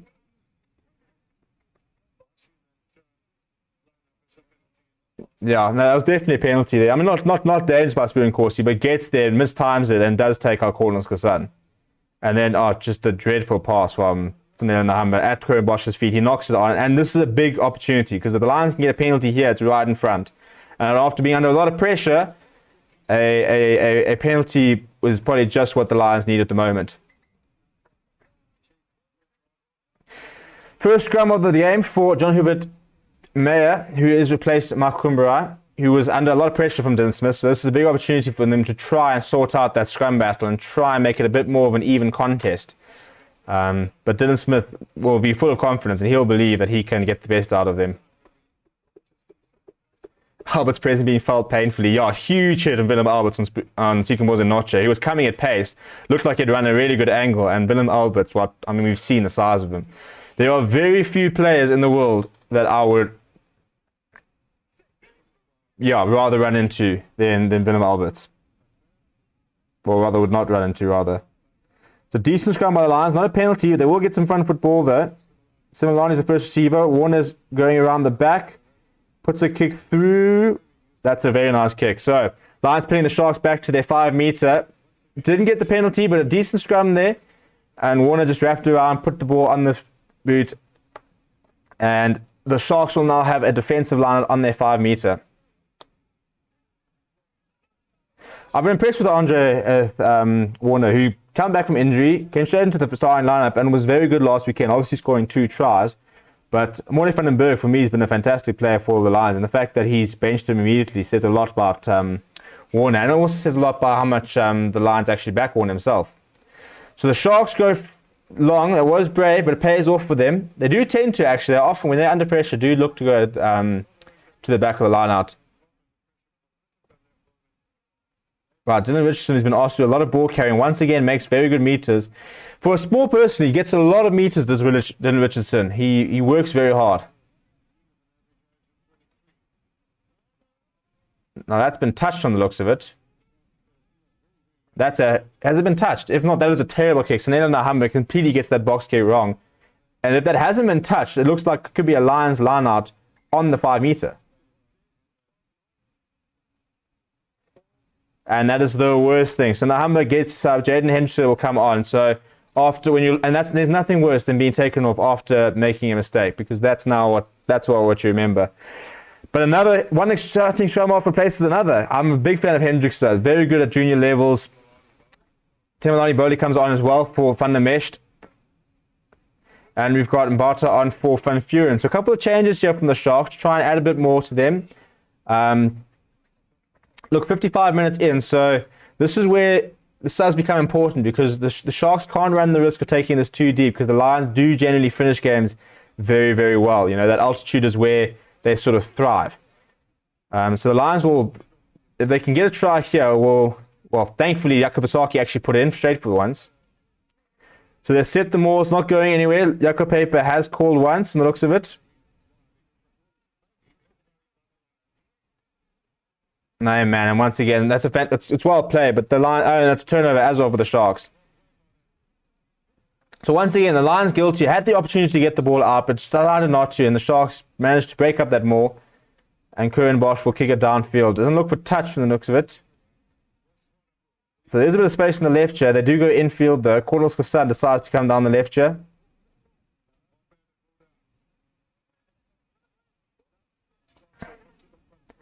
We have a couple of stragglers there, which, yeah, thank you. Yeah, there's an offside. So Andre Warner goes by himself because a couple of stragglers in the Sharks line. So there is a penalty advantage there. Yeah.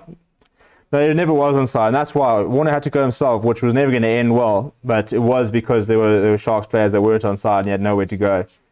So this is a big moment. Do the Lions go for the line out? 16 minutes in, or do they try and take the points, get that scoreboard ticking? So a big decision to make here right now.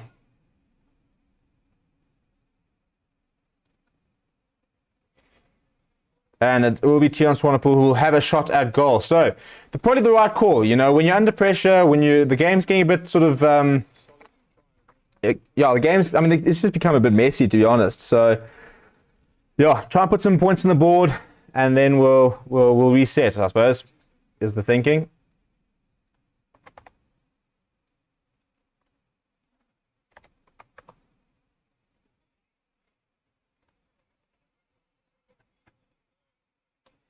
$54 people watching, thank you very much. Please do subscribe, bottom right hand corner to the channel if you haven't subscribed already. We are chasing 400 subscribers by the end of the year. We need just more than... Good kick there from Tian Swanepoel, and he adds the extras. Well, adds the penalty, I suppose. But we are trying to get to 400 subscribers by the end of the year, so please do show your support and subscribe, bottom right hand corner there. Smash like on the video as well. Right, so the Lions have made just one change so far. Sharks have made 4. They made 3 there. So the Lions will very much sort of go with almost like the Springbok bomb squad idea, where they'll keep their bench, and then probably with 60 minutes they'll start emptying it and just try and put the Sharks to the sword and just try and run them off the game. So benches will be very important here.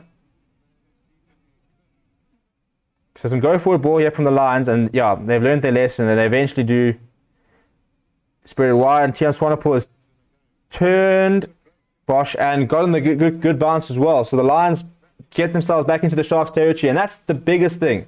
That is the biggest thing that the Lions have done very well, is they've managed to sort of just pretty much stay in the Sharks territory the entire time.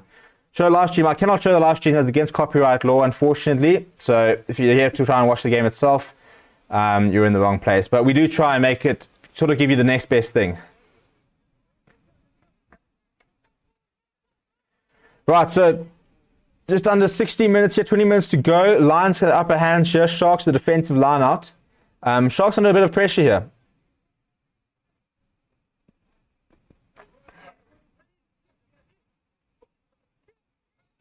But it's a good line out here, and Hendricks has a nice pass there. Henko Fenter is asked to run it up, and he does pretty well. And then once again, Bosch goes to the boot, which I can understand because the boot has worked, but the Sharks are not going to score points if they don't keep the ball in hand. Whereas the Lions, not so sure that's the best option. Stian Pinos decides to keep that alive, and that's been turned over by the Sharks. It looked like the wrong option.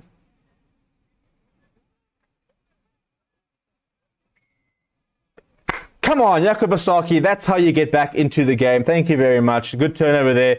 So, Stian Pinos tried to keep the ball alive. Got caught up a bit and didn't have much support, and the Sharks turned it over, but Jakob Asaki was there. It looked like Willem van der Slees prevented the ball from going out wide. And Jakob Asaki was straight over the ball and won the turnover there. Now, must seems to be struggling a bit in the last 2 games. Yeah, I think he's a player of confidence. And I think when he's you know, you can see the way he plays his game. He's a very expressive player. I think when confidence is really high, he's one of those players that will just keep getting better. But sometimes when your confidence takes a bit of a knock, you start making some basic errors, then that kind of just sort of creeps in. And he's had 2 pretty poor passes to Bosch, which Bosch didn't appreciate. Now, Notches off for the Sharks. So Pepsi Buthelezi comes on, former SA Under-21 captain, or Under-20 rather, captain. A nice player. He also looks like he's bulked up a lot. I must admit, I remember watching him at Under-20 level and sort of wondering if he had the size to be able to make it. But he does look like he's bulked a bit. A nice, good player. And this is a fantastic kick by Yankees. And the Lions will have a line on the 22. Moore hasn't quite been working, so I'll be interested to see. I'll probably try to set it up, but probably try and look to bring the back line into play. We haven't seen either back line today at all. I mean, I don't think Maurice Lowe's had a couple of chances, but it's pretty much been going to Bosch and gone straight up into the air. So hopefully now a chance for the Lions to maybe run it a bit, and they do. He has to release that. There we go. Some good go-forward ball from the Lions. Some quick ball here from Andrew Warner. Alton Yankees makes some good run, but Dylan Richardson's all over that. He misses it though. There's an advantage for the Lions as Dan Creel tries to rock it up. Come, if the Lions keep this up, come. Len Massane, a new advantage there. Good stuff, good stuff. This is what we like to see.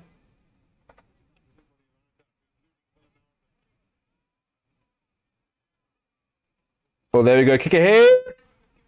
Oh no, man! Okay, he was in front of the kicker anyway. Yankees trying to chip over for Dan Creel. He's in front of the kicker, but they will come back for the penalty. Now it's decision time, and I would go for Poles because at the moment the game we're an 8-point advantage. You get the 3 points,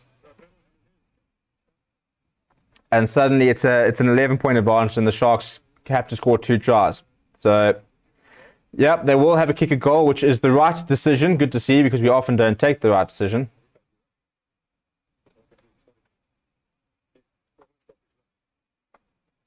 I reckon we're going to start seeing some subs from the Lions.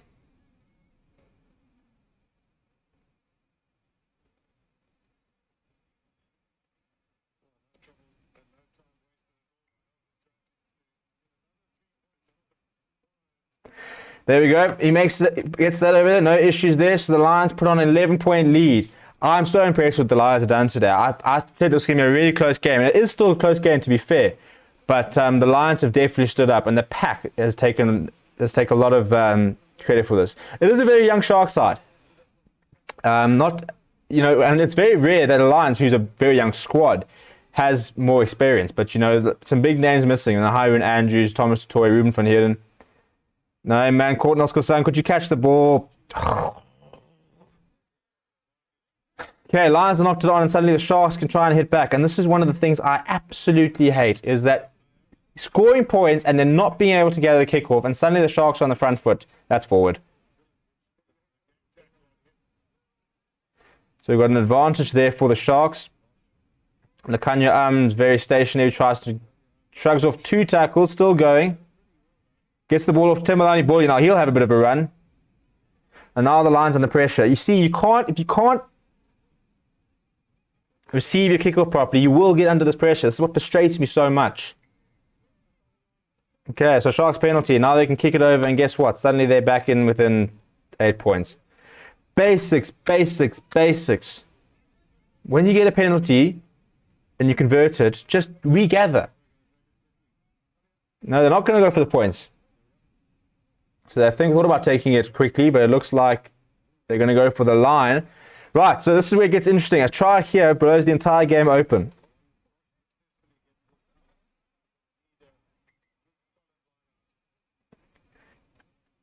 Okay, time is off. Got an injury down here. Looks like a Lions player is down.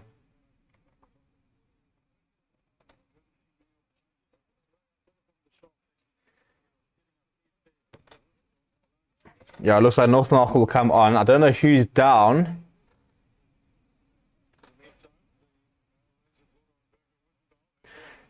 Burger Unda and Ruan Andreas on. I don't know who they're on for. Obviously, I mean, Ruan Andreas will be on for Dylan Smith. But I don't know if Unda is on for Creel or Similane.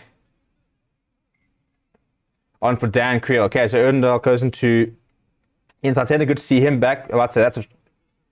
And the Sharks have made a bit of a hash of that. But they've managed to keep it. Try to change the line there. So no more. They'll have to try and do it from the loose. Cheapers. That is a fantastic... And that's a turnover.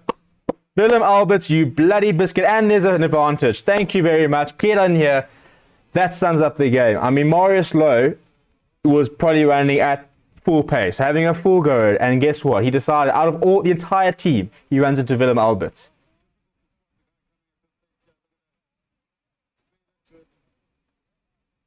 I mean, it just went nowhere. Full pace into Willem Alberts, and massive hit on him, and the turnover, and the Lions win a penalty, and this will give them a chance to try and kick the ball very far upfield. Listen, when you're running into a 36-year-old chap with 118 kgs behind him, you're not going to go very far. And Marius Lowe has learnt that the hard way. Sekou Mozanoche also learnt that the hard way earlier on. But the Lions managed to get out of their half. And this is where they've been winning. This is the small battles. Every time the Sharks have been trying to get into the game, the Lions have managed to sort of weather the storm. I've been very impressed with the Lions. Let's try and get it all the way here. Come, 15 minutes to play. I haven't put my timer back on. This timer's a disaster, I tell you.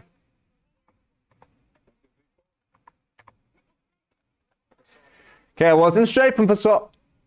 Yeah, there's an advantage. Burger Undal comes in for his first contribution. Oh, they're straight through. Swanepoel is straight through. He's going. He's got support. On the outside, been left behind.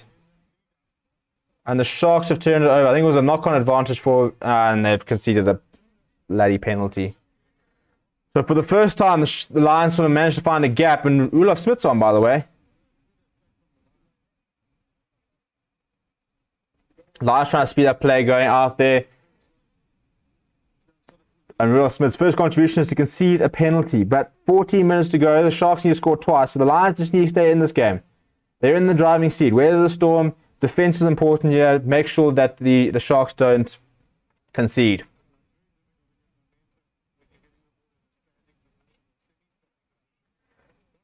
It's a good run here by Tiaan Swanepoel.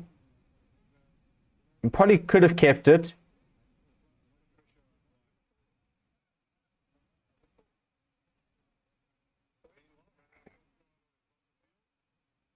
And time's off again.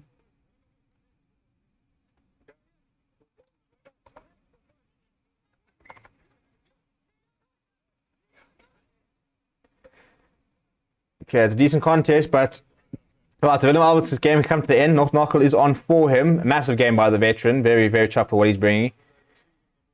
Right, so the Lions defense, yeah, there was an onside, so it's a penalty here for the Sharks. And this is where the Lions need to be careful, because they creep off to offside a couple of times here. And if they keep conceding penalties, then it's not quite the danger area yet, but you know, there could be a risk of getting a yellow here. But the Sharks just not finding a way through. Bosch tries to stab over the top, and that is collected. So they will have a penalty. Offsides there. Yeah, look, I mean, the Sharks can't really go for the points. You know, 11 points behind, which means that even if they got a penalty, well, they will go for points. It's an interesting call. I suppose the thought is they can get back into the half and get another penalty, then they are a try away. So Bosch will have a kick a goal here.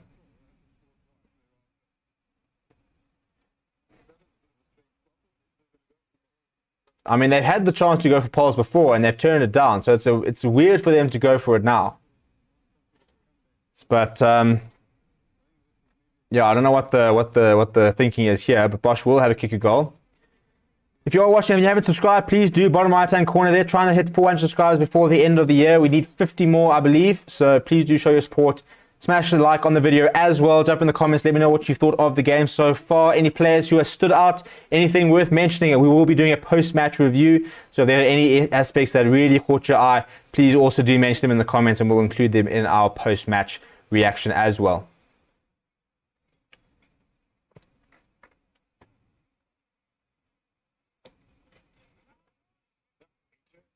Yeah, no issues there from Bosch. He's kicked well all game. And Sharks within 8 points here. So now the Lions will kick very deep and try and get back into the Sharks half. So we could have a good finish on this, on us. The Lions have brought on their bench, trying to look for a bit more energy. And speaking of energy, Morne van den Berg has come onto the field in place of Andre Warner. But this is going to go high and long.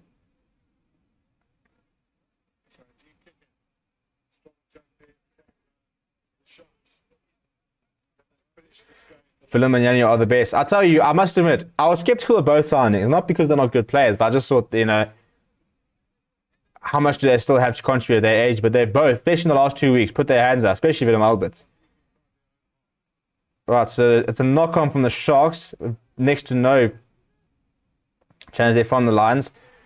And Stephen Pienaar gets called down there, and we will go back for a scrum. Jalpenke, unfortunately, not being able to hold on to it. And the Lions will now have a scrum inside the half, which is good for them. 10 minutes to go. Try and run the clock down a bit. Try and get a penalty. Go for the poles and establish that advantage again. And the rest of the bench comes on for the Sharks. James Spencer returns to Ellis Park. He comes on in place of Dylan Richardson. Yeah, you're coming on in the losing side, chap. Shouldn't have left. We'll still take you back, though, to be honest. And Marius Lowe is off for Jeremy Ward, who captained the side in absence of Lekanya Am. Apparently, you have to be a centre to be captain for the Sharks. Come, big scrum, your Lions. Big scrum, big scrum, big scrum. Let's do this.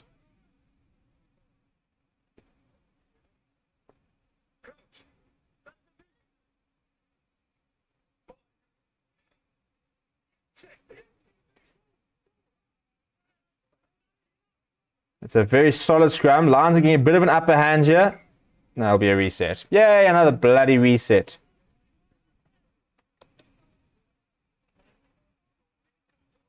Yeah, it looked like a bit of a push from Hendricks on Morne van den Berg. So Jacob Paper has warned him that if he does that again, he will be penalised.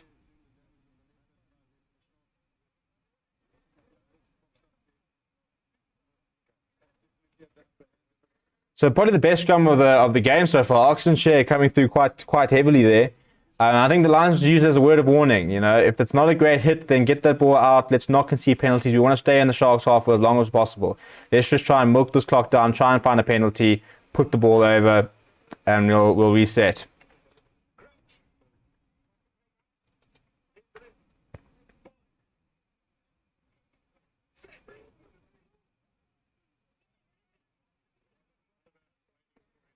Okay, the ball's available. Scrum's gone down.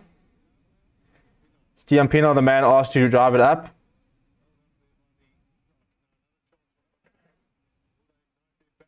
Oh, here we go. Similani's on the ball. Inside, outside. Come on! Tian Swanepoel goes in. Wandisile Similani hasn't done much most of the game. Hasn't had much of a chance to do anything, but hands on the ball, and there it is. And that should be game, set, match. Swanepoel, the man on the board, but that is all Wandisile Similani. What a talent he is. Brilliant stuff here. good ball skills, good step inside there. So the scrum goes down, not much going on there. Morty van den Berg pops the Steen Pienaar, tries to get a decent run, but gets caught up there. But van den Berg, quick ball there.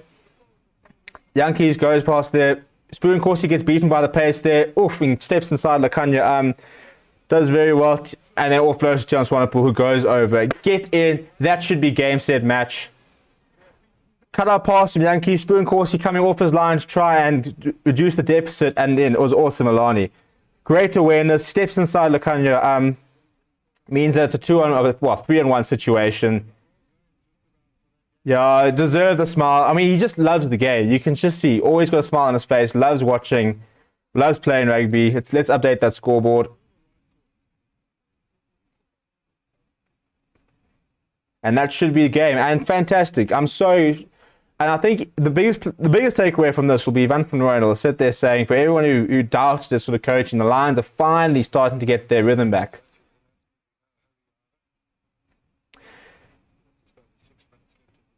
Jakob likes to reset scrums. He does. Similani surely makes into the box squad. Well, I'll tell you what, if you're looking for a reserve outside centre at the moment, don't look much further than him because he's just playing some fantastic rugby. Still a bit on the defence lately as well. That'll be his biggest section of his game to work on. But on attack, he is electric. And Yankees will sneak that in so that he adds the extras there. 6 points to play. And the Lions well in charge here.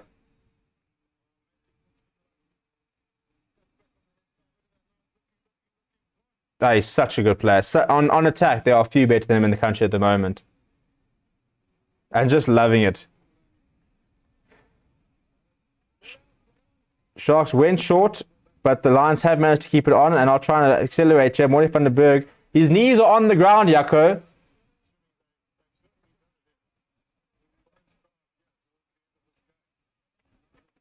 Come, just over 6 minutes left. Let's just keep it nice and simple. There we go. Get to the back. Let's kick it nice and deep. Put themselves in that half. So not much of a great shake there by Moni Liebach. But in the Sharks half, and that's what the Lions will want here.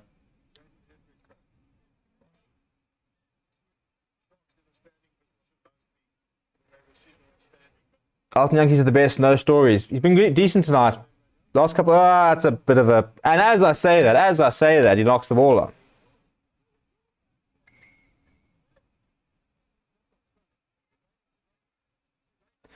Yeah, well, as I say that, Alton Yankees knocks the ball under pressure, but most of the work is done. Has a bit of artist with Jeremy Ward.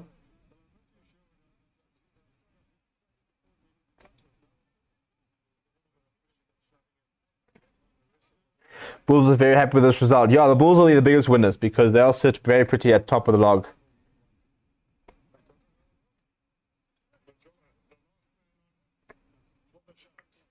And the Sharks finish their bench as Majola comes on as well. Well, I think the Bulls are still worried. Yeah, look, I mean, the Bulls have not been at their best. I mean, they lost the Sharks, but I mean, they had been the dominant side. But the Lions are starting to play better rugby at a good time. And this is the next fixture. The Boxing Day fixture is Lions versus Bulls, which should be an absolute cracker now looking at this. We will be doing a live watch along for that, so make sure you subscribe to the channel so you're a part of that. That should be a fantastic game to watch. But the Lions are back and playing some nice rugby, which is good to see. And it's good to see for, the entire country. I mean, we just want to see all our unions playing well. And the Sharks beating the Bulls last weekend was nice, and then the Lions to beat the Sharks. It just shows that the competition is very much open.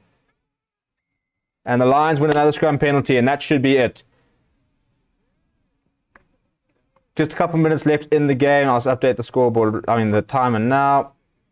So 4 minutes left, another penalty there. And that kind of sort of sums it up. The Sharks just haven't competed at set pieces, and the Lions have just used that and just gone from there, really. They've had scrum dominance the entire game. They've had territory the entire game. And the Sharks have kicked well for their penalties, but just haven't been able to create anything.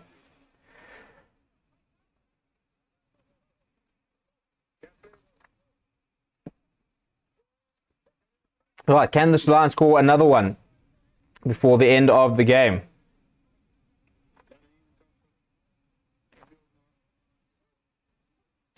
Willem for man of the match. I tend to agree, to be honest. It was immense. Although, I'd probably have to think about Dylan Smith as well, simply because of the scrum dominance that he provided. All those scrum penalties in the beginning of the game, that's really what set the tone. But Willem Alberts played very well. It's a good line there from Len Massane. And you can see, now this is the lines that I'd like to see. Lots of confidence, scored the try. I know the game's done, but they'll look for more. Looking to try and run the ball. Not getting very far at the moment. And now you see a couple of smart offloads. And that's the thing with the Lions. They're very much a team of confidence. Oh, that's a good line again. Burger Urndal knocks it on. The nice line, Similani trying to get the offload. Burger Urndal knocks it on. Look, to be fair, with the scrums, it could be anyone's ball there. But it's amazing. As soon as the Lions have the confidence and they're willing to throw the ball around, they're willing to try and take their risks, they go back playing some of their best rugby. And that's what they just need to do. They need to stick to what they know.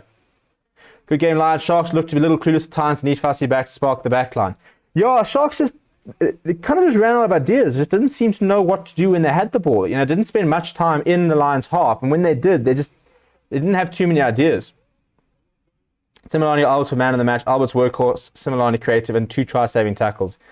Yeah, that is. It's a good point. The tackle on Lekanya and Loxon Chair, where the Sharks did look like they were going ahead, and then created a try towards the end. So it's been another very good game for Similani. And yeah, for me, he's walked into the team of the week, which we will be doing during the week. So keep your eyes locked on Fair Sports. We will be doing a team of the week. We'll be doing a roundup tomorrow. We'll be doing 5 things that we learned from the round. So make sure you keep it locked on Fair Sports for all of that content over the week to come. So the Sharks are going to try and run from deep here.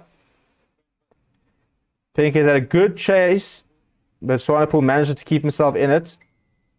And Sharks won a penalty.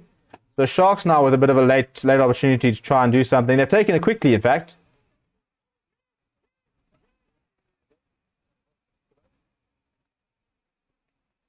That's a very poor pass behind. And that kind of just sums it up. The Sharks just been a bit nowhere. Now Lekanya Am's going to try to do something from nothing, but he's very much isolated.